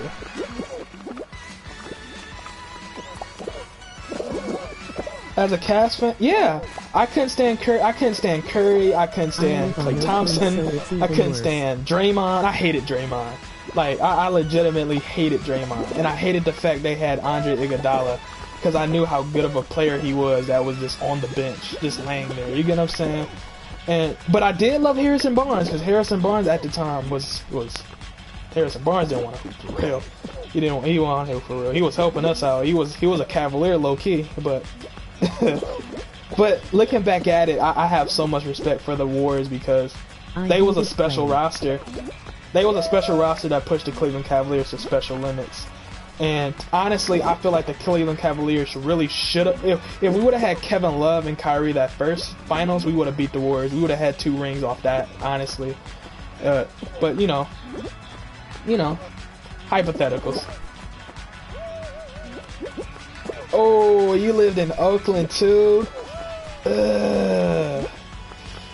Bro, I agree with you too. I hated Klay Thompson. Klay Thompson every time LeBron get some momentum, and here Klay Thompson. Like every time he got the ball and shot it, you knew it was in. He knew it was in, and that was annoying. That was the most annoying part about Curry and Klay Thompson. If they got the ball, it was it was GG. It was GG. And you know what? You know another player I hated too, especially when he hit the game winner, was Derrick Rose. When we played Chicago that series, when Delly was just Delly, man. Cleveland loved Delly, bruh. And Derrick Rose hit that shot. Like everybody in Cleveland knew he hit that. Like we was just like, man, this is really how we lost that game for real.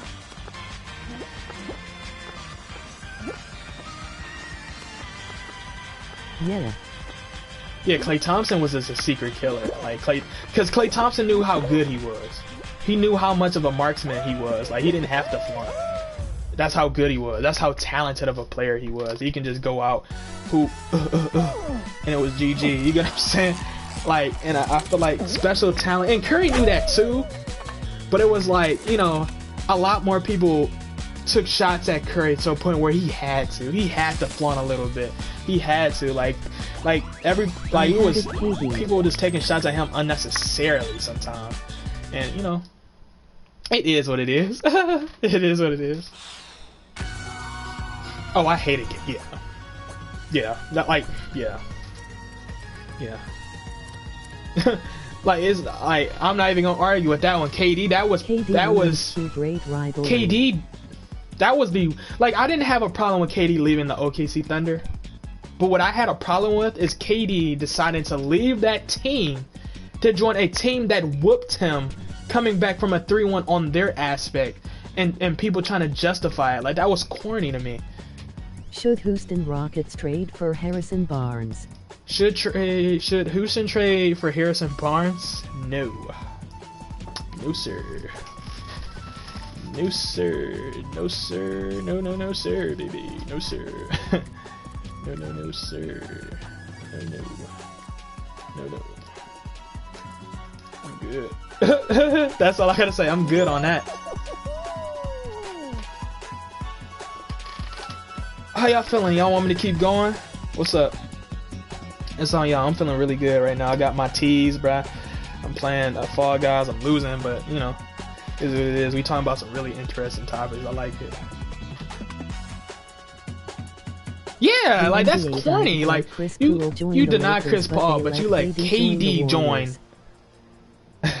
the most juiciest Western team in the exactly. 73-9.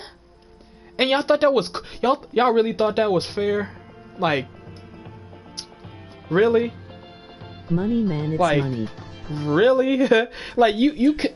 It's no way. Like, cause I study basically business and marketing. Y'all telling me y'all was in the board meeting. Y'all was like, you know what would be fair for LeBron James if we pit.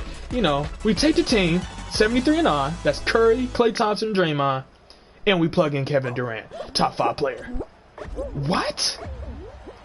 You gave him four, like, and I didn't have a problem because they organically got Draymond, Curry, and Klay Thompson, but you give him a top 5 player with a 73-9 team who beat a team in OKC that was already, I'm not gonna say they was juiced, but they had talent.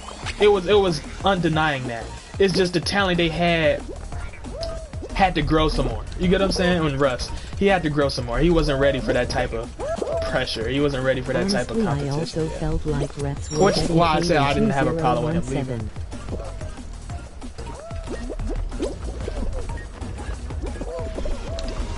Yeah, I feel like the refs, I don't know.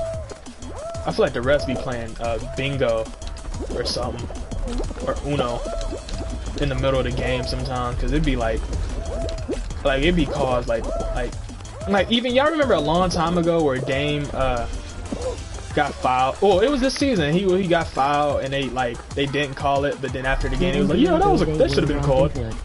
Like, are you serious? Like, how is it that non-refs and us see that obvious foul, but the one that's been trained his whole life can't see it? And the one play where they called a blocking on Lebron in 2018. Yes.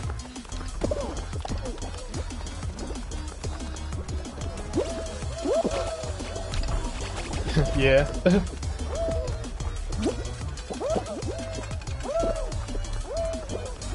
I feel like they be going out their way.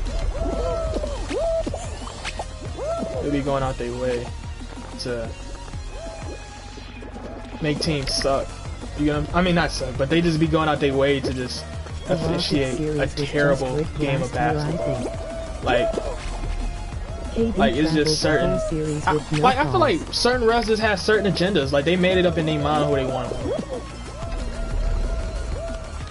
I mean, y'all remember when KD literally went out of bounds and they still didn't call it?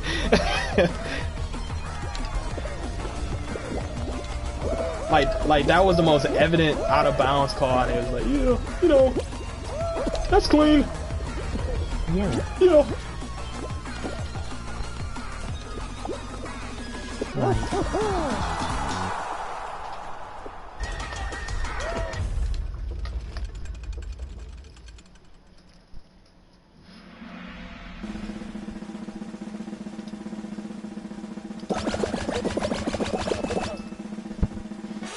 Also, make sure to like, share, and subscribe on this channel, man. We're gonna have a lot more amazing content, man. We on the way, man. And I know the only way I can do it is with y'all help, though, too, man. I can only get to that point, that 1,000 sub goal with y'all help. So if y'all can share it, thank y'all. If y'all can like, thank y'all. If y'all could anything that helps this channel grow, I thank y'all, man. And let's see what y'all say. I think MJ has to do something with it. Yeah, that could be very true. Actually, I don't know, cause MJ be acting weird, especially with his own roster. He be acting weird. Like, he the only owner I've seen in my lifetime that legitimately, well, no, the Knicks, that just truly don't want to win. I got pissed when Houston lost in 2018. FR. So you like mad when Houston lost in 2018? Is that the year when CP3 went down? Where y'all took him 7 games? No, yeah, no. Because or was that 2019? Because 2020, y'all had Russ, right? So, yeah. Oh, yeah, that was okay.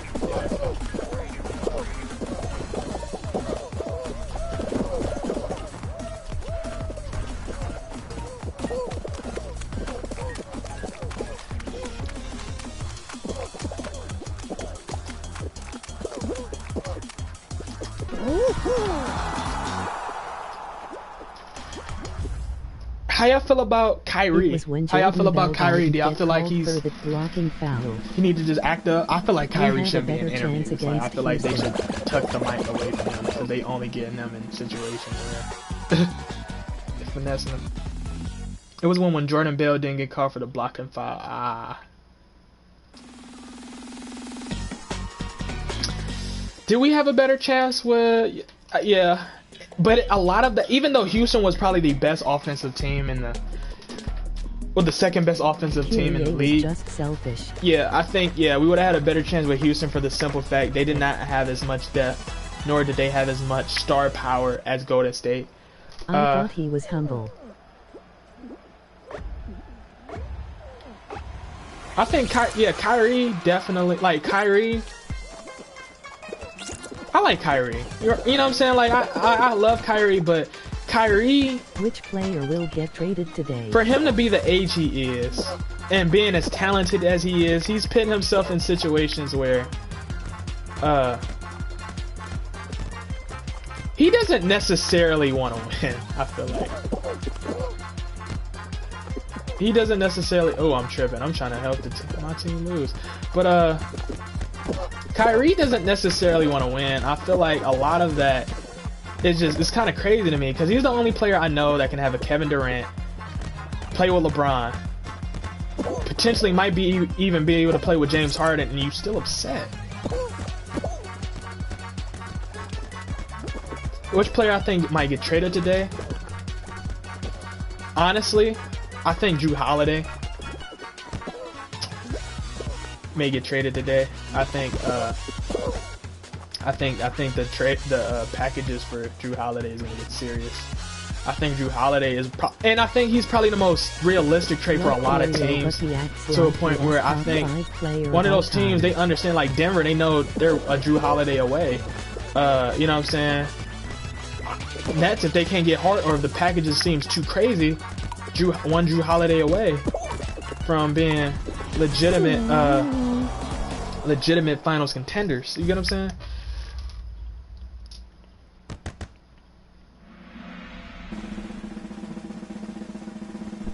Facts. The Pelicans, and that's because they got David Griffin. I'm trying to tell you, if we didn't fire David Griffin, if we would have gave him the money and the structural power that he wanted, we wouldn't have been in a way better situation. But you know, that could be me speaking as a Cavs fan. You know what I mean? That could very well be me as a Cavs fan. But what y'all think? Idiots, LOL. We are idiots. Like, and I love the Cavs. I love my Cavaliers, but we are. We do a lot of cluck moves. We do a lot of unnecessarily cluck moves, and I don't know why. Would stay if we kept Griffin? Yeah. And you know why I think so? Is because Griffin would have, like I said before, I knew PG was too David Griffin is the only general manager LeBron has had, in my personal opinion, where he got what LeBron needed, yet he got enough assets to where he could potentially get something else in the future. And I think LeBron really wanted that, because just in case he got tired of the player he wanted, yeah, David Griffin would have enough assets where, like, all right, he's interchangeable. We can trade him. And it was rumors we was supposed to get Paul George. We was supposed to get Paul George and potentially trade Kevin Love for some other Heat, and we would have been back in it.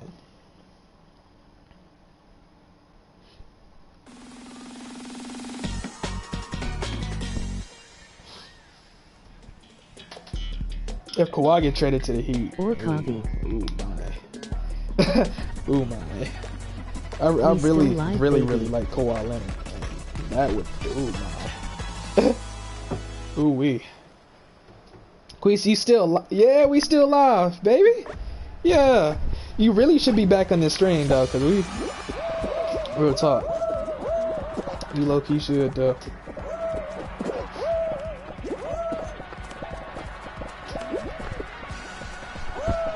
I wish we had Sam Presti. Kyrie and Kyrie are like the same person. Kyrie and Kawhi are like the same person? Nah. Because Kawhi and Kyrie are the total distinctive opposite. Emoji happy tears, emoji happy tears, emoji happy tears, emoji smirk. I wish we had Sam Presti too. I wish we had Sam Presti or David Griffin or Danny Ainge, one of the three. They be working wonders. They be working legitimate wonders.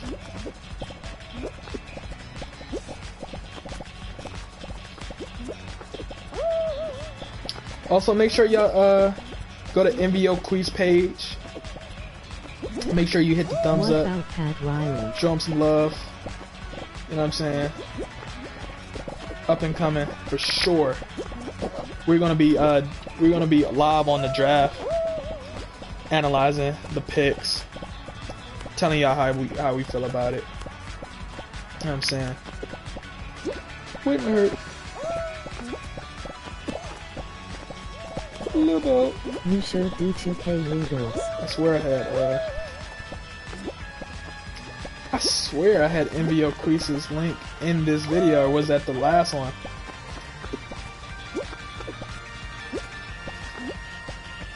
I honestly don't know what Kobe Altman is planning. Do you think Miami Heat is going to make some trades? We got you on the build videos, we just waiting until next gen. Bet, NBA. It's on the top of the chat. Said it's on the top of the see, this is why I need y'all, because see, just that quick, I was a cluck. See, this is the importance. This is the importance, the legitimate importance of people having your back. Look at stuff like that.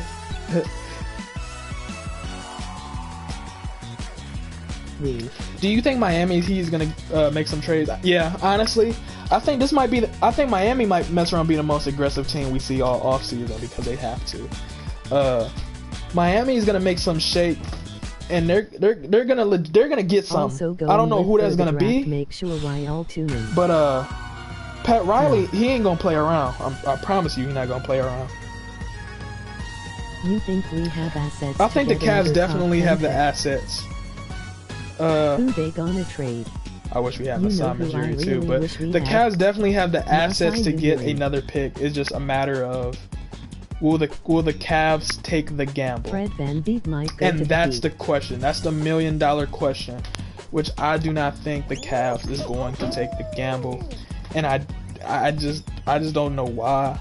We're in a predicament to take the gamble. We need a 3, unless they know a small forward they can sign in free agency for a small deal. You know, I can take Derrick Jones Jr. I wouldn't mind that, definitely. But just for future's sake, just draft a younger small forward. You get what I'm saying? VanVleet, he might go to. VanVleet could go to the Heat. I just feel like they're gonna end up overpaying him, and I feel like VanVleet, the money he's gonna want, I don't think he's gonna go. I feel like the Knicks is probably the most realistic location for him. Because I feel like the Knicks just want anybody and everybody. You know what I'm saying? They want to show their fans that they are willing to get a player, which they are. But I just don't think they necessarily think about if it's a fit or not. You know what I'm saying? They just get them. I don't think that's smart. What is your top 2 at every position? What's your top 2 at every position? For point guards, it's Curry and Dame, in that order. Curry and Dame. For shooting guards, it's Bradley Beal.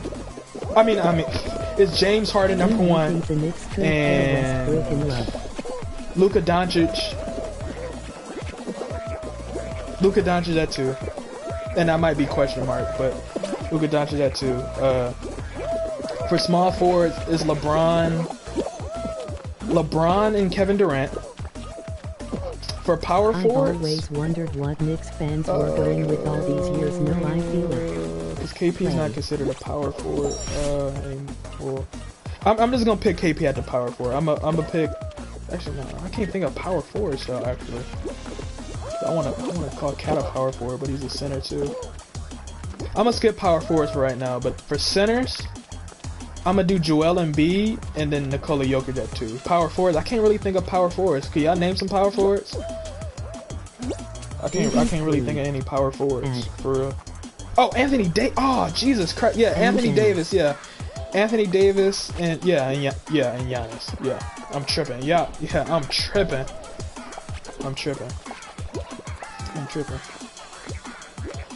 Klay Thompson is good. I don't think he's the second best shooting guard. He's the best shooter, and he can definitely play defense, which goes underrated. I just don't personally think he's, because I don't see him leading his own team like that, and that's not his fault. It's just not all players has to be like that. And not saying that's the only requirement to being the second best shooting guard, but it's just like if I'm naming it, that's somewhat mine. I feel like Luka Doncic could take over, and I feel like even if he was on the Warriors, he'd be very, very effective having Curry as a tool. You know what I'm saying? Like, that would be crazy. What about Hassan Whiteside? Hassan Whiteside, I'm not pitting him as a top 2 center, like at all. Hassan Whiteside, I don't want him as a Cavalier either. Do you think the Knicks could pair up Westbrook and Love? The Knicks could. I just that's probably the most Knicks move I've ever heard, actually, because they have no business trading for those talents and trying to make the playoffs. You get what I'm saying? I think that would be a terrible move. Said Isaiah Thomas grew 5 inches. What type of drugs was he taking? I need some of that. He was getting right, turbo right. 5 inches, almost said. Yeah, they too. You know how much of a dog Isaiah Thomas would be? With 5 more inches? Well, yeah, with 5 more inches. Who is the most underrated player in the league? The most underrated player in the league would have to be Damian Lillard, because Damian Lillard stays getting criticized for situations that is not his fault. And it's because his general manager, Neil O'Shea, does not want to give him talent. I feel like Dame gets disrespected. Like, he go off in the playoff, then literally 10 games after, they'd be like, oh, well, he got knocked out by... I mean, he got knocked out because the team understands Damian Lillard is the only one that's going to score some points. CJ McCollum is way too inconsistent to help Dame. And then everybody else, I don't know. Like, Portland sometimes don't be wanting to hoop in the off. Like Dame be trying so hard, and it just goes underutilized.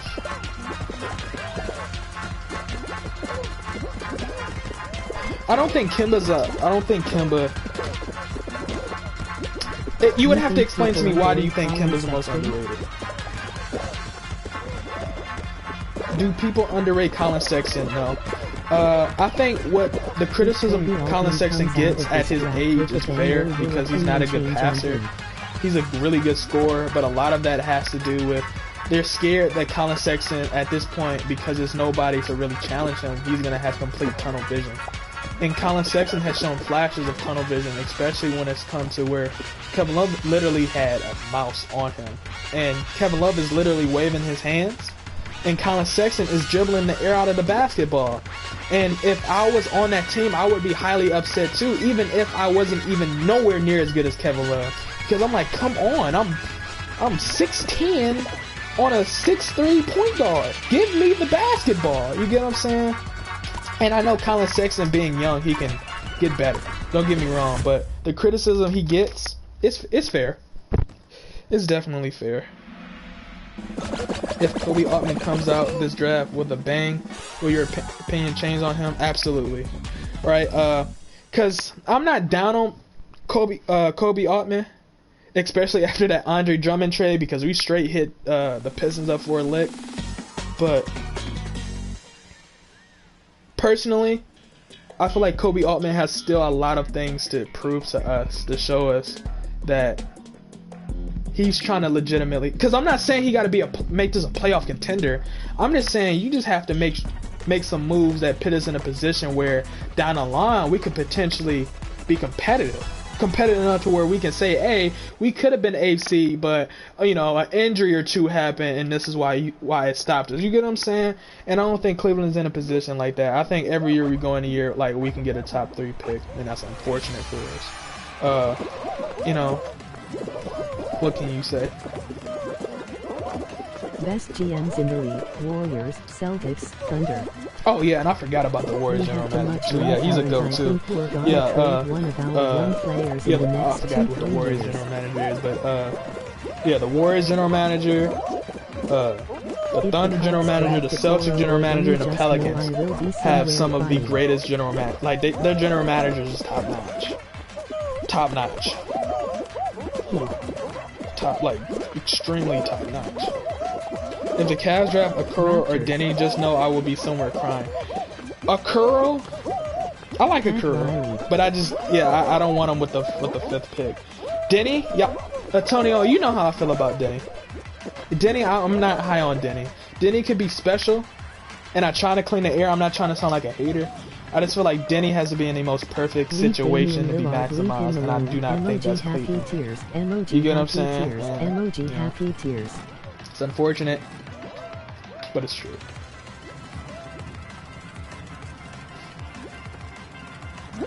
With you. What you say? The Heat, the Raptors, Pat Riley. Oh yeah, Pat Riley. Oh Jesus Christ! How did I forget about Miami and Masai Ujiri? Yeah, you're right. Yeah, absolutely, absolutely, absolutely. Oh, and Jerry West too. I can't forget about Jerry West. Jerry West has been consistently. Anytime he gets some talent. Now I know it might look a little bad because Paul George is on that goofy, but yeah, Jerry West should definitely get some praise too as well. Yeah, I think Denny would be very like Denny on the Warriors would make a lot of people be like, oh, why didn't we draft him? Definitely. I just don't think he have that same factor on any other team that doesn't have a clear cut, you know what I'm saying, a clear cut atmosphere. Jerry West gave up too much Jerry for West PG-13 though. Did looking at it now, he did, but Melo. Nobody could have ever Possibly fucked up the expected Clips Paul George future. to play like this. And at the time, Paul George, like if you look at the season before and the playoff he was Hawks doing the are season trading before, Kevin Love he to wasn't like LOL. this. One So to really put that in context, I can't really be mad at that. I can't be mad at that. One. Edwards. Cavs are trading Kevin Love though. I hope so. I think like on the previous video I said on my previous Cleveland video, on my current one, I said we should definitely shop Kevin Love. This would be a great time to do it. Even if we're not trading him, just to see what the trade value legitimately look like, and see what we can legitimately get to see what direction we can go in. Now I see a lot of y'all saying Melo should go #1. Honestly, I don't know. Minnesota kind of don't know what they want. I know they said they've been working out LaMelo. But I don't know if they're locked on LaMelo. Like, I don't know if they're not even locked on Anthony Edwards either. So, there's a lot of different ways they can go with this. You get what I'm saying? So,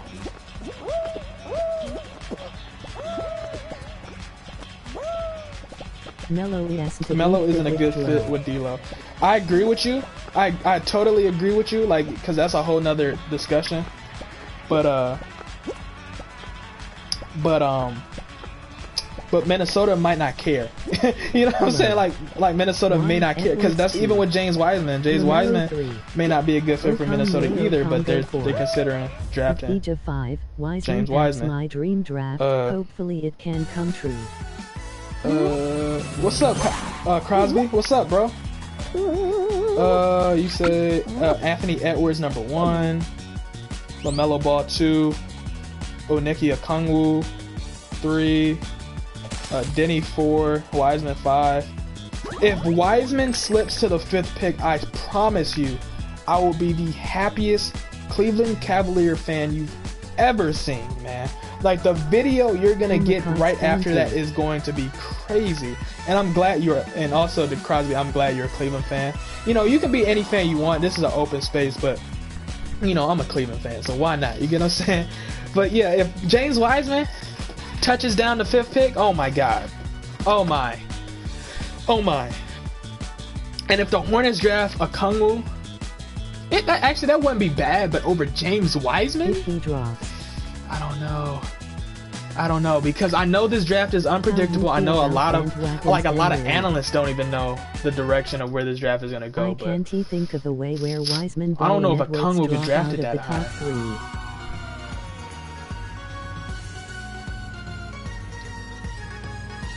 How do I feel about bandwagons? Me and my friend Drill was just talking about that, bro. Cause we was like, you remember back in the day in 2013, where everybody was just automatically Miami Heat fans when Bron, Wade, and Bosh was there. Then when Bron left, they just, when Bron lost, they was automatically Spurs fans. Then when Bron came back to Cleveland, all of a sudden we had all these Cleveland fans like, oh, I've always been a diehard. Then we had all these mysterious, magical, mystical Warriors fans that I don't know where they came from. And then we had these mysterious Raptors fans, and we was like, whoa, hold your horses. So I don't really like bandwagons because those are really the casual fans, which I think a lot of us understand who those are. I don't got no problem with casual fans, but a lot of them just pick their opportunity, which it is what it is. But you know, fans, that's my was dad. you really there when they was down and dirty? Like a lot of, like for me, I would like for Cleveland, like I was there when we was saying, even though Boobie Gibson sucked, we was saying Boobie Gibson was so tough on basketball, right? And that's crazy that I can say that looking back at it and say, wow, I really thought Boobie Gibson, CJ Miles, you know what I'm saying, Alfonso G, all those players was hard, but in reality we were just getting touched on by every team in the NBA. Explain what Wiseman Warriors like fans, to that's my I haven't watched much of him. What Wiseman brings to the Cavs is that he's a natural pick and roller, and he's a defensive monster. Like he can cut. I mean, not he can switch on pick and rolls defensively, and he can literally crash the paint and stop people. And then, like I said, in the pick and roll, since we have Garland and we have Colin Sexton, he would complement them on their already established game. Because, you know, we know what they want to do. They want to score. James Wiseman helps with that, and I think he would be a great acquisition for the Cavs. Now, does he have to improve on a jumper? Absolutely. But I think with the Cavaliers, he can do that. We can do that with us, and I feel like Cleveland would respect him more, him being a center, and we would build a lot better. With James Wiseman as well. I think James Wiseman is an easier player to build around. And to be honest, I feel like he can be Joel Embiid. Yes, he has to get the shooting mechanics as Joel Embiid, but he could be some talent. He could be talented for real.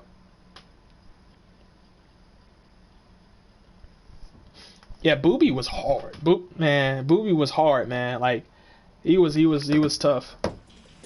I feel like Wiseman would easily be number Definitely. one. I believe James Wiseman could have been a number. He was projected a number one pick early, like crazy. And when he didn't play, which a lot of that wasn't his fault. It was just NCAA was just being on his rocks because of something that had nothing to do. Like Penny Hardaway wasn't even the coach.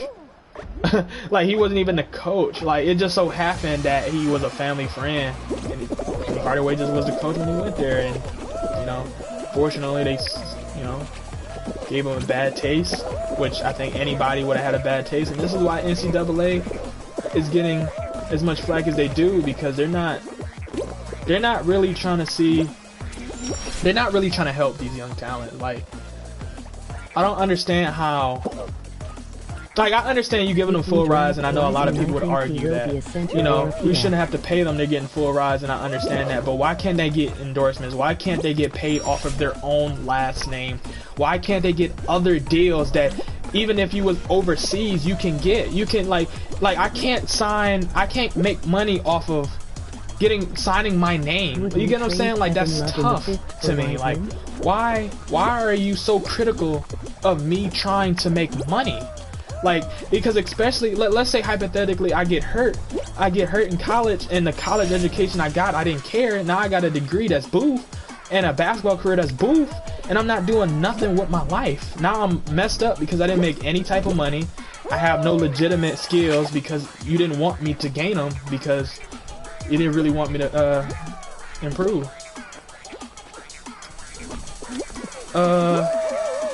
James Wiseman would be a center. Like, if he was on any team he gets on, he's gonna be a center. And I think that's why he doesn't want to play on the Minnesota Timberwolves, because he wants to play. He doesn't want to play power forward. And I feel like Cat could play the power forward, but for whatever reason, they don't want Cat to play the power forward. Would I trade? No. Even though I do think James Wiseman is gonna be a special talent, I'm not trading Kevin Love and the 5th pick to get James Wiseman. You get what I'm saying? Like, I'm not, cause I understand we're gonna have to do some crazy stuff to get that Kevin Love contract dumped, but I'm not risking. How do you feel about people comparing Sexton I'm not to risking Will? all of that. That's ridiculous. How do I feel about How do you feel about people comparing Sexton to Lou Will?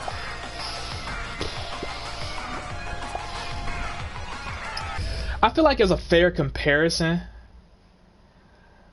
but the only difference is obviously as that Lou Will is typically doing that on the bench, and I feel like it gives him a lot more production. And the reason why he's a lot more productive is because a lot of the people on the bench are not like that for real, which makes it a lot easier for him to get those type of buckets, and it's a lot more utilized too because it gives your starters rest. But Colin being a starter, he's gonna have to be better than Lou.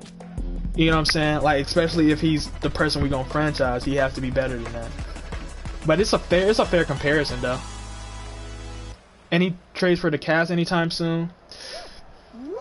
Honestly, if you're looking for a trade today, I probably wouldn't do it. I'd probably wait till the draft. I think Cleveland is they're gonna get serious by the draft because they're gonna look at their options. Honestly, they might not even draft Obi. I'm not even sure Cleveland is sure about Obi actually.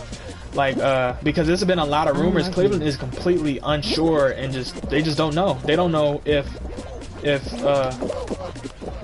he's even the right option. You get what I'm saying? So he could very well Cleveland might not, you know. We could, man. Thank you, Duraki, man. They might draft guard, LOL. And trying to get I've seen stuff like that. Cavs might be active, which I kind of expect because we have to. Like, you got to understand, this year, this season, and next season in 2021, the free agents may not. It's question mark. Like, it's 2021 free agents is going to be deep. You got the LeBrons, you got the Giannis, Kawhi, Paul George, DeMar DeRozan, LaMarcus Aldridge potentially, right? But a lot of these teams don't know how many of those players will legitimately swing their way. And they don't know how protective these players are going to be, assuming the cap doesn't raise up, and a lot of these teams is going to try to be easy with their money, trying to attract Giannis.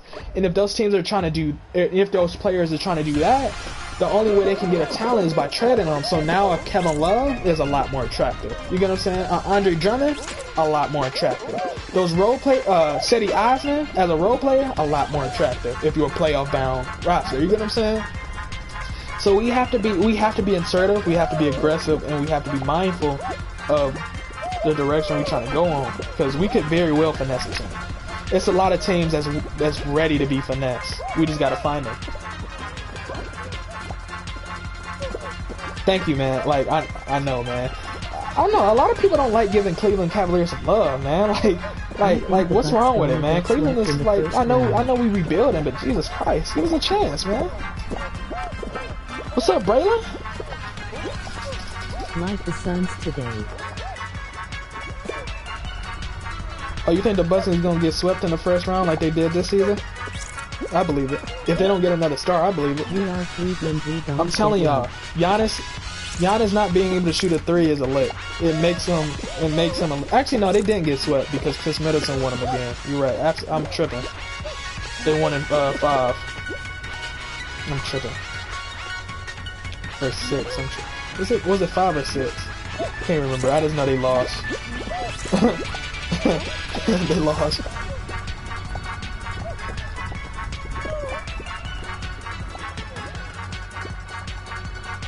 Yeah.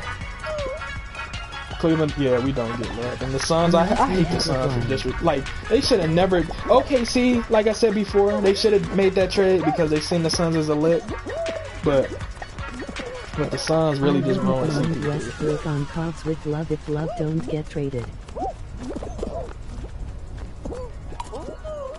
I don't know how I feel about that, Janice Crosby, because Russ, I don't know if I'm willing to give up the assets just like his brother to get a Russell Westbrook, especially when he got that fat of a contract, and I don't feel like that's something that's gonna help us, because that's, once again, that's like a short-term goal. You know what I'm saying? Short-term plan.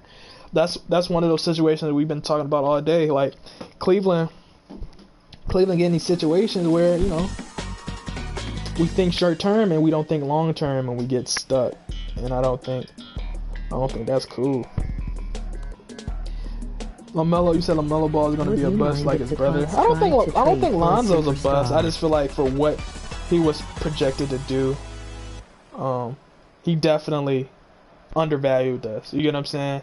What we thought we was getting spoiled with, he didn't become that type of player. But I think Lonzo defensively and playmaking wise brings a lot of stuff. It's just if he has to get better shooting so he don't become basically a liability like Giannis and Ben Simmons. Not saying he's the star of those two players, but I feel like as a role player he can be very, very effective to a lot of different teams.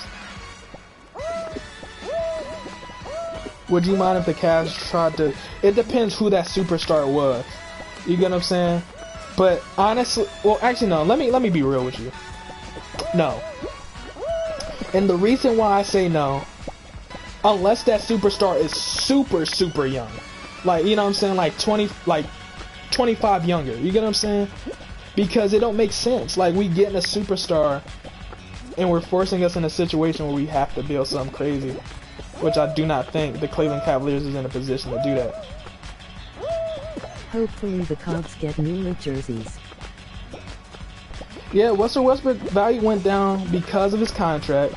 Because a lot of teams has to question if he's good for team chemistry. And on top of that, they have to put in the fact that he's not a good three-point shooter. Honestly, he makes you out of guards. He makes you a legitimate lick. 3-point wise, and you have to understand that Russell Westbrook doesn't make the most IQ shots. He doesn't take the most IQ shots. Like, he's a question mark.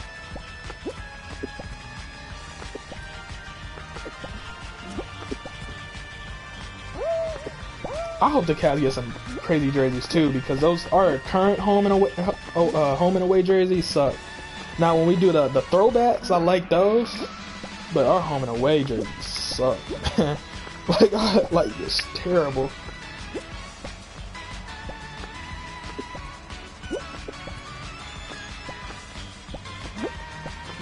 I would like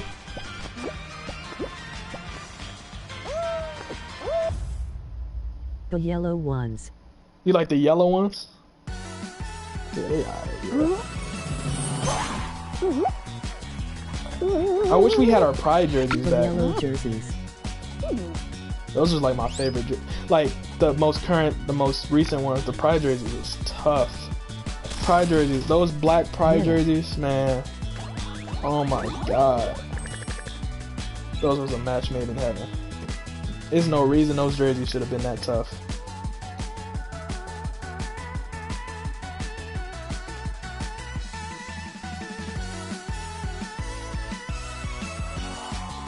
You should do 2K rebuild. You should do a 2K rebuild. Why they take it away? You know, that's a great idea. I'm probably, if I do one, I'm gonna do it with Queese. And we're gonna do a little challenge. We're gonna do a little challenge to see who rebuild works. They took those Pride jerseys because because they switched company, well, not companies, but they switched sponsors, right? So the brand they was initially with when they made the Pride jerseys was Adidas, and then they made the new deal to join Nike, and Nike wanted to make a whole new. To be honest, they wanted to make their own stuff, so the Pride jerseys wasn't a deal. That's why they changed everybody's stuff. And I feel like they did Cleveland dirty. Like, I feel like out of all the teams, Cleveland got the worst possible jerseys out of everybody. And I hope they make it up to us for if we get some city jerseys. But if we don't, 2016 Cubs rebuild. We'll do a 2016 Cavs rebuild? Oh, that'd be tough. Oh yeah. Oh man. That'd be a great video idea, actually.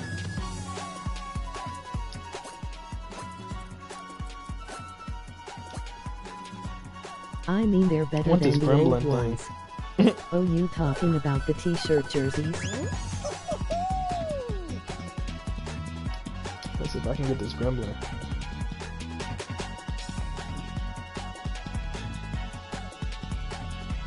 Yeah, the t-shirt jersey. Definitely. T-shirt jersey. And all the jerseys we had, like all the jerseys we had, the yellows in 2016, the Pride jersey 2016, our old Cavalier white and gold jersey and white and gold jerseys. That whole, all those jerseys in 2016 and down, I loved. But when they did the Nike deal, like the only jerseys I like is the throwbacks. I ordered the 2008-2009 black jersey.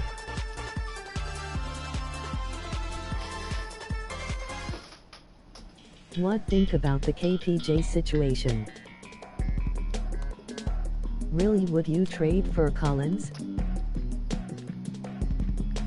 What do you think best version of LeBron is?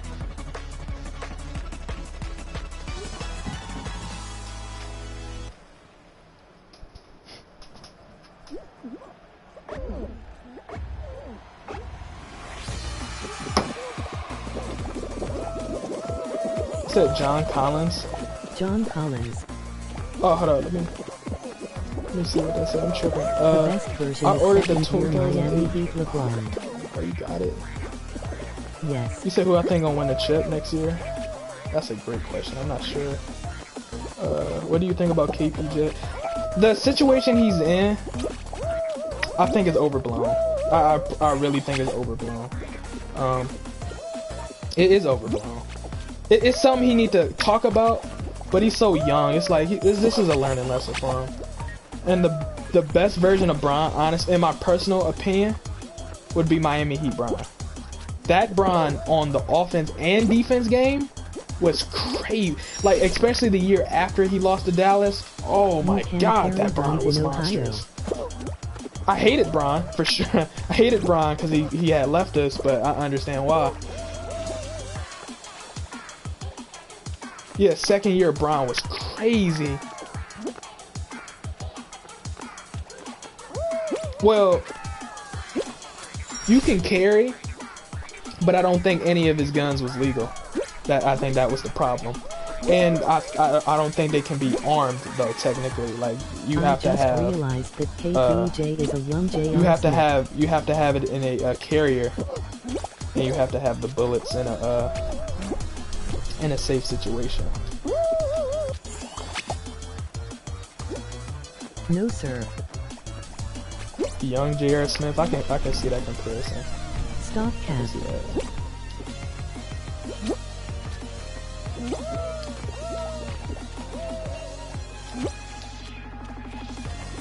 Stop the cat right now. Says stop the cat right now. Really, I heard the Hawks could trade Collins. Would you want him? Would I trade John Collins?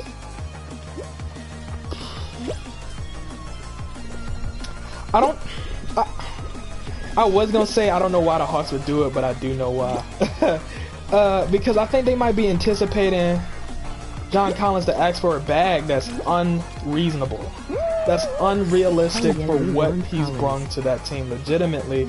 And they understand that once they sign that contract, once they sign John Collins and Trae Young, they're not going to get the stars that they need in order to make this team the playoff contending team it should be. And if the Cleveland Cavaliers is in a situation where we can get John Collins, I don't think we should do it. Reason being is because I like what he brings to the team shooting wise. How do you not rage in the game? I have to question how. Do you see Seth or Steph? How many of those games he's gonna play? How healthy he's gonna be? Spurs are low-key gonna be good. Do you see Seth or Steph Curry play for Cleveland one day? No. Well, Seth technically played for Cleveland. We just dropped him before he got like hard, before he became a legitimate shooter. So, and a lot of people actually we had him when we had Bron, or the year before we had Bron actually. And we got rid of him. Let's see.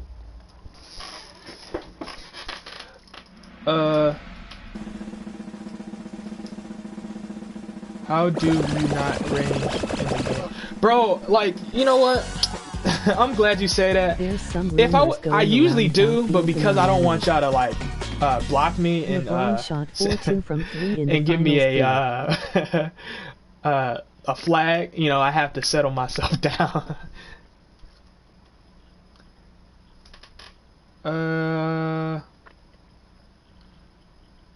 I think Miami should try to get Bradley Beal for sure. I think that's one of those players Miami Heat is going to be very aggressive for. You said LeBron shot 42% from 3. LeBron was played impeccable. It's just when you say what's the best year, Bron? Best year Bron was Miami Heat, second year Miami Heat Bron. That was a man on a mission. Like a legitimate man on a mission.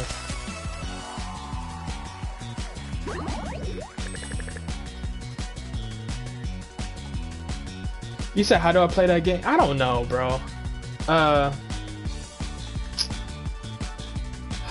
That's a great question. That's a great question, bro. Like, that's a great question. I don't know.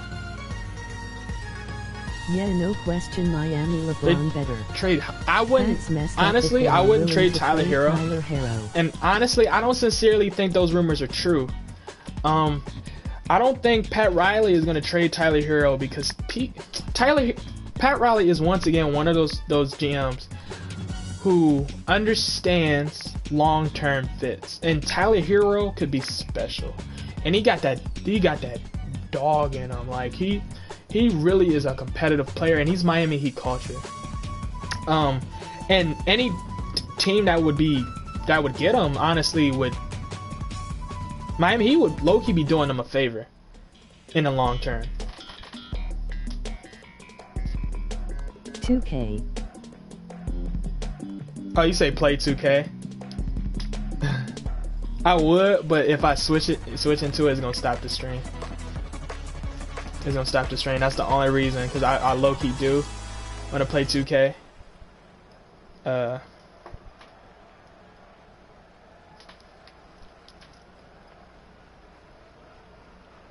Yessir.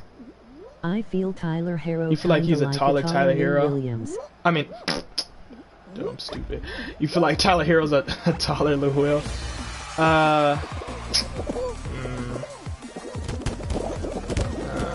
What?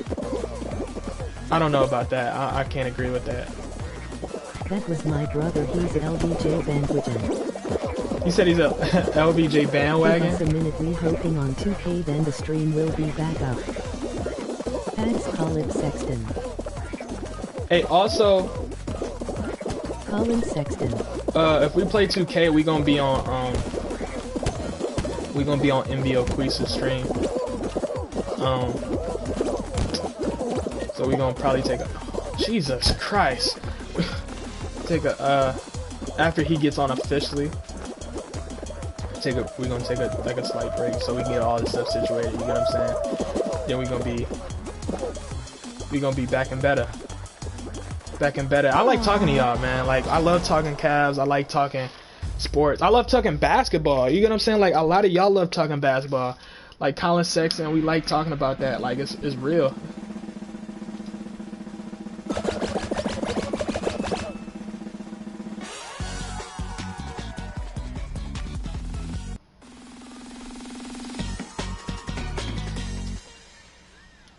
I can't forget about the OGs, y'all, because y'all still gonna be there. I have no choice. I have no choice. Y'all still gonna be there. People who want to see you win will always be there, and y'all want to see me win, and that's great. That's why I like doing YouTube, for real. Like, you gotta understand, like, in my opinion, Tyler Hero doesn't like, YouTube have is enough not for the aspects weak of his game to become an all-star. in the terms of mentality, like, because there's gonna be days where you're gonna get 3 views, right? And in how you bounce back from that is gonna be a determining factor. Like, are you going to say, hey, you know, I'm not gonna make no videos, or are you gonna be on your, you know, let's get goated? In my opinion, Tyler Hero doesn't have enough aspects of his game to become an all-star. I don't know if you can say that yet. It's only been It's only his first year. His first season. In speechless. I don't know if I can say that.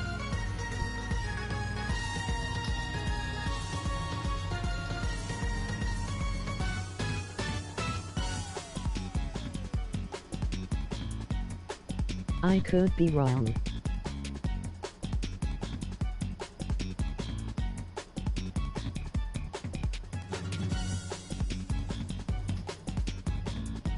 Yeah. But make sure to go to MVO Queese's page and make sure you subscribe to his channel, because we will be streaming on his channel, playing 2K, talking about sports, talking about basketball, talking about the aspects and stuff. So I just want y'all to be prepped. If we trade back into the late first round, who do you think would be good options, kind of like we did with KPJ? Honestly, I think Patrick Williams would be one. Isaac Okoro, I think he's going to be in the lottery. I really think Patrick Williams is going to be in the lottery. And I would have high eyes on Devin Vessel being a shooting wing who can play defense, being a 3-and-D player, a legitimate 3-and-D player right off the bat. I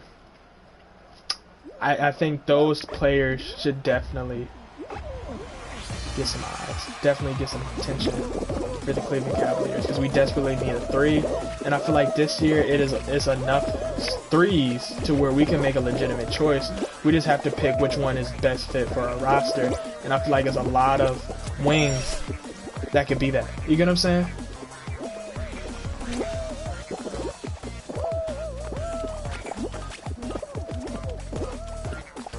If I'm Miami and I'm in the East, Devin Vessel is a sophomore. Yeah.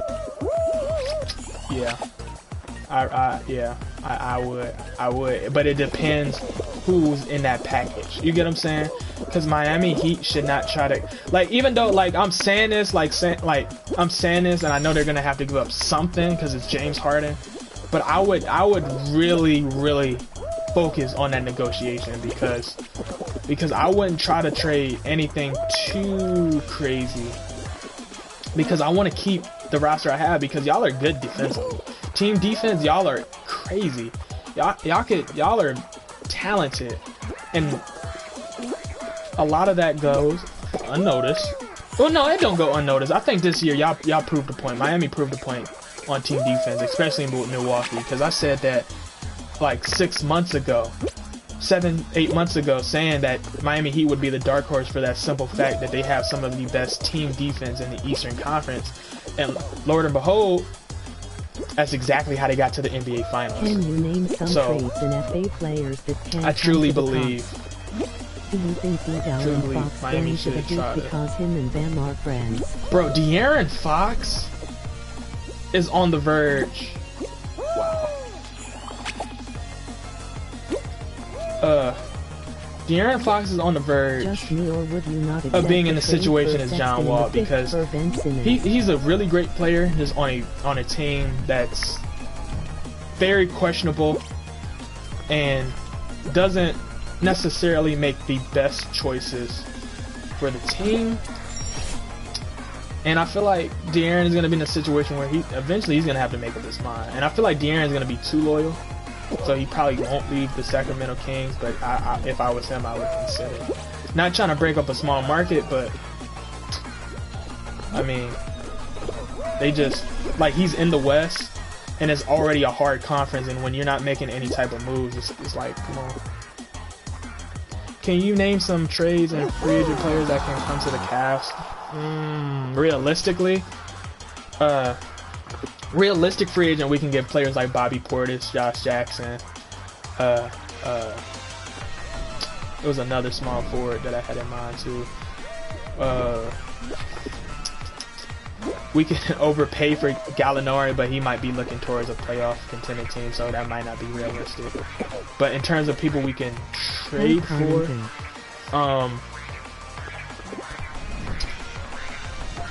let's see. Trade for, I would have to look more into that, actually. NBA are gonna change up. We could do that Andrew Wiggins trade, but I think a lot of people, a lot of Cavs fans has mixed emotions about that. So.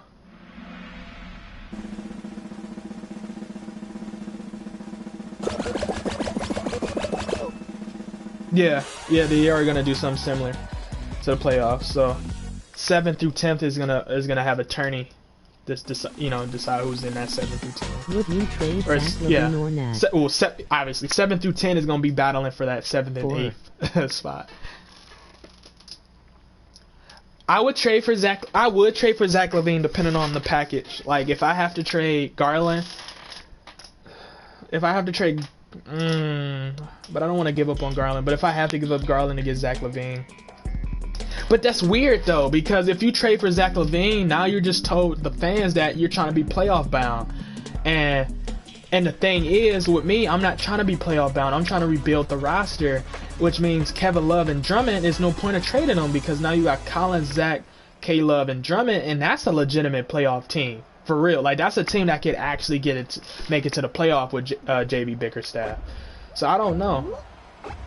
And Fultz, I don't think he's gonna have a breakout season. I was never high on Fultz. I just felt like Fultz, the problems he faced early on was red flags, huge red flags, and I don't think he's ever gonna live up to those expectations he had. Ever. He can be somewhat, he can be a role point guard. He can be how Trey Burke is starting to come into himself in Dallas, but I don't think he's ever gonna become the point guard we once thought they was gonna be. So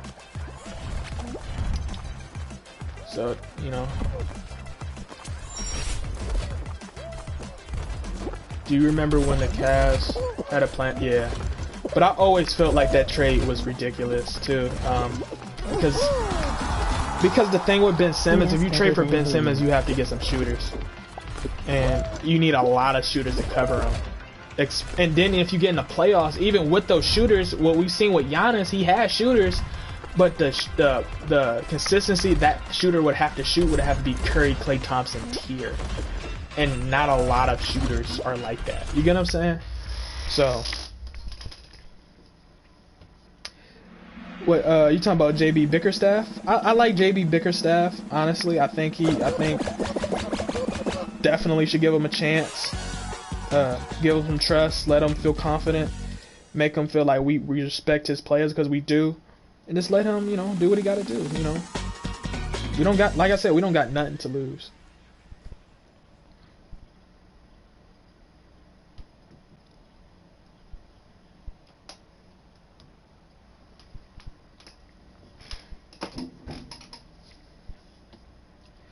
Ty Lue, I feel like he's a very overrated coach. And I know like on First Take they praise Ty Lue, say he's this top tier coach.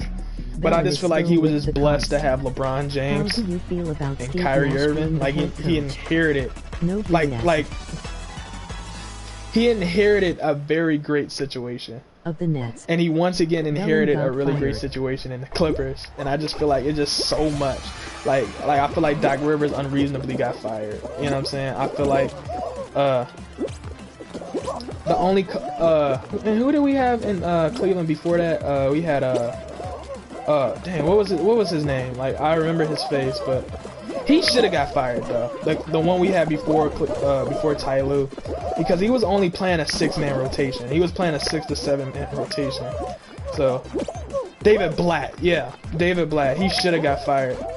Like he would literally once he got to Delhi, it was a wrap. Like it was just GG. Like he wasn't playing Sean Marion. He wasn't playing none of them. Barely was playing Timothy Mozgov. Like, even though Timothy Mozgov was sus when he did play, but like, come on, like, we don't got nothing to lose. And he not playing nobody. And Beeline, I wish the outcome didn't happen the way it happened, because I really wanted Coach Beeline to get a chance too, but unfortunately, he was just in the wrong situation. he said the wrong things, and it just didn't happen.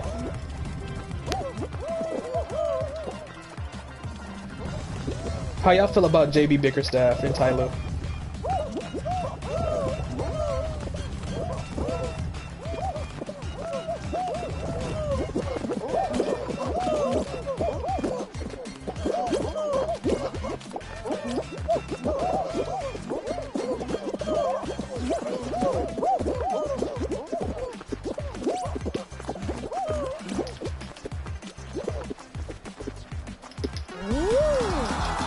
Do you watch football really? Nah, I don't watch football, bro. I'm not a football fan, bro. But I got a friend in Pip Sports who does a lot of football content. He loves football.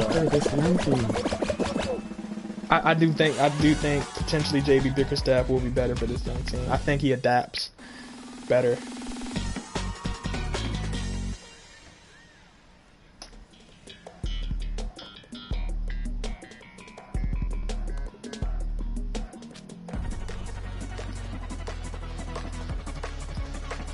A lot better.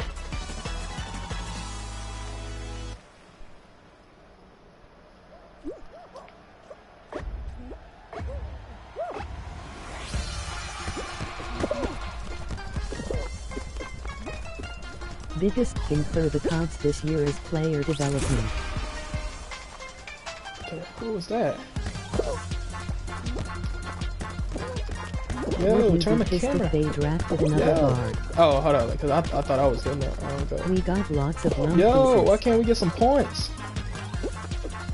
We do got a lot of young pieces. It's just on us to how we're gonna utilize those young pieces. You get what I'm saying? And Cleveland, like I said before, has a chance, has a legitimate chance to make something special, make a core that's, you know, that's that we can be proud of. And not saying Cleveland's not proud now, but it's just like I said, Cleveland has historically known for giving up on talent. And I think this is a opportunity for us for some respect. And I've heard about Tyrese too. I've heard about Tyrese. I just don't know how a lot of people feel. Oh, we might lose, big dog. Yeah, these team exercises suck.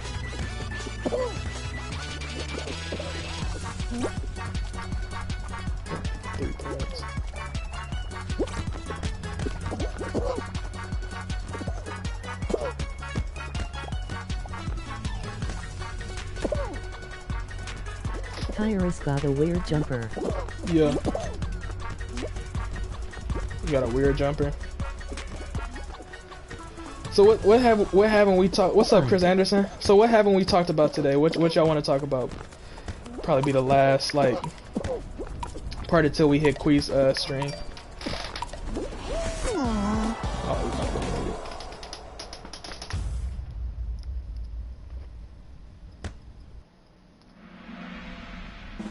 Would it be possible? Honestly, even if it was possible for Cleveland, I wouldn't draft RJ Hampton. I feel like we have so many guards already. Future awards. It wouldn't even make sense.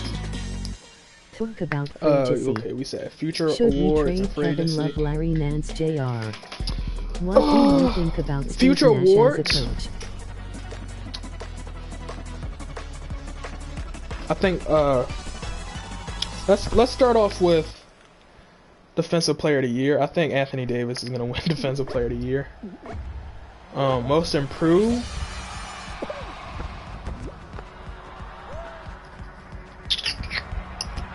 Dallas. Most improved player. I think Michael Porter Jr. is going to be the most improved player next season. I think once he gets utilized more in Denver, which I think he's going to, he's going to go crazy. LeBron James.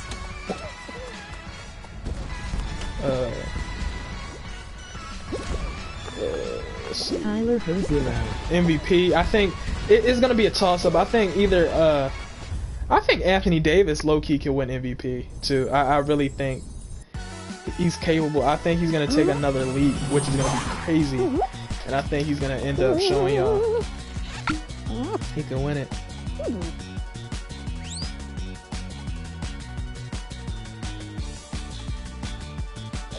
Steve Nash is a head coach.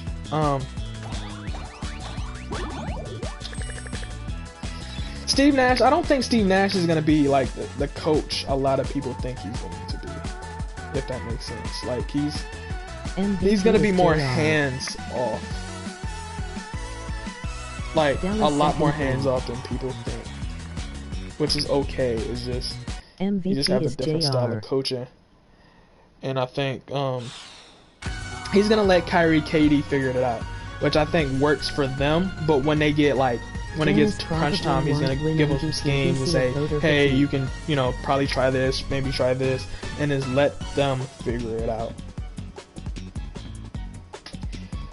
Yeah, I think the narrative is gonna shift on Giannis now, especially after his playoff. I think Giannis now, looking at it, a lot of people is not happy. They're not gonna give him, like, he could, but I just don't think it's gonna swing his way. Do you watch Too High? No, I don't watch Too High. I don't think I do. Did you want Kenny Atkinson as HC? I wanted Kenny Atkinson to remain as the Nets head coach because I feel like he deserved to be it. But how long? I think Luka is gonna win a championship when he gets closer to 26, 27-ish. Because Bron and all of them would be fading, and I feel like Dallas is building their roster long term where they're gonna be in the running to win one. But I'm gonna take a break, and then we're gonna I need y'all to make sure y'all go to MVO Queese's channel, subscribe to his channel, because we're gonna be streaming on his channel very, very soon. So hey, thank y'all, and also make sure y'all like, share, and subscribe on this channel too, man, because we're gonna have more content on the way. And on the 18th we will be streaming the draft. So I just want to thank y'all for staying in for this long, having conversation with me, having questions. I thank y'all. I love y'all. Peace out. The grind to 1K begins.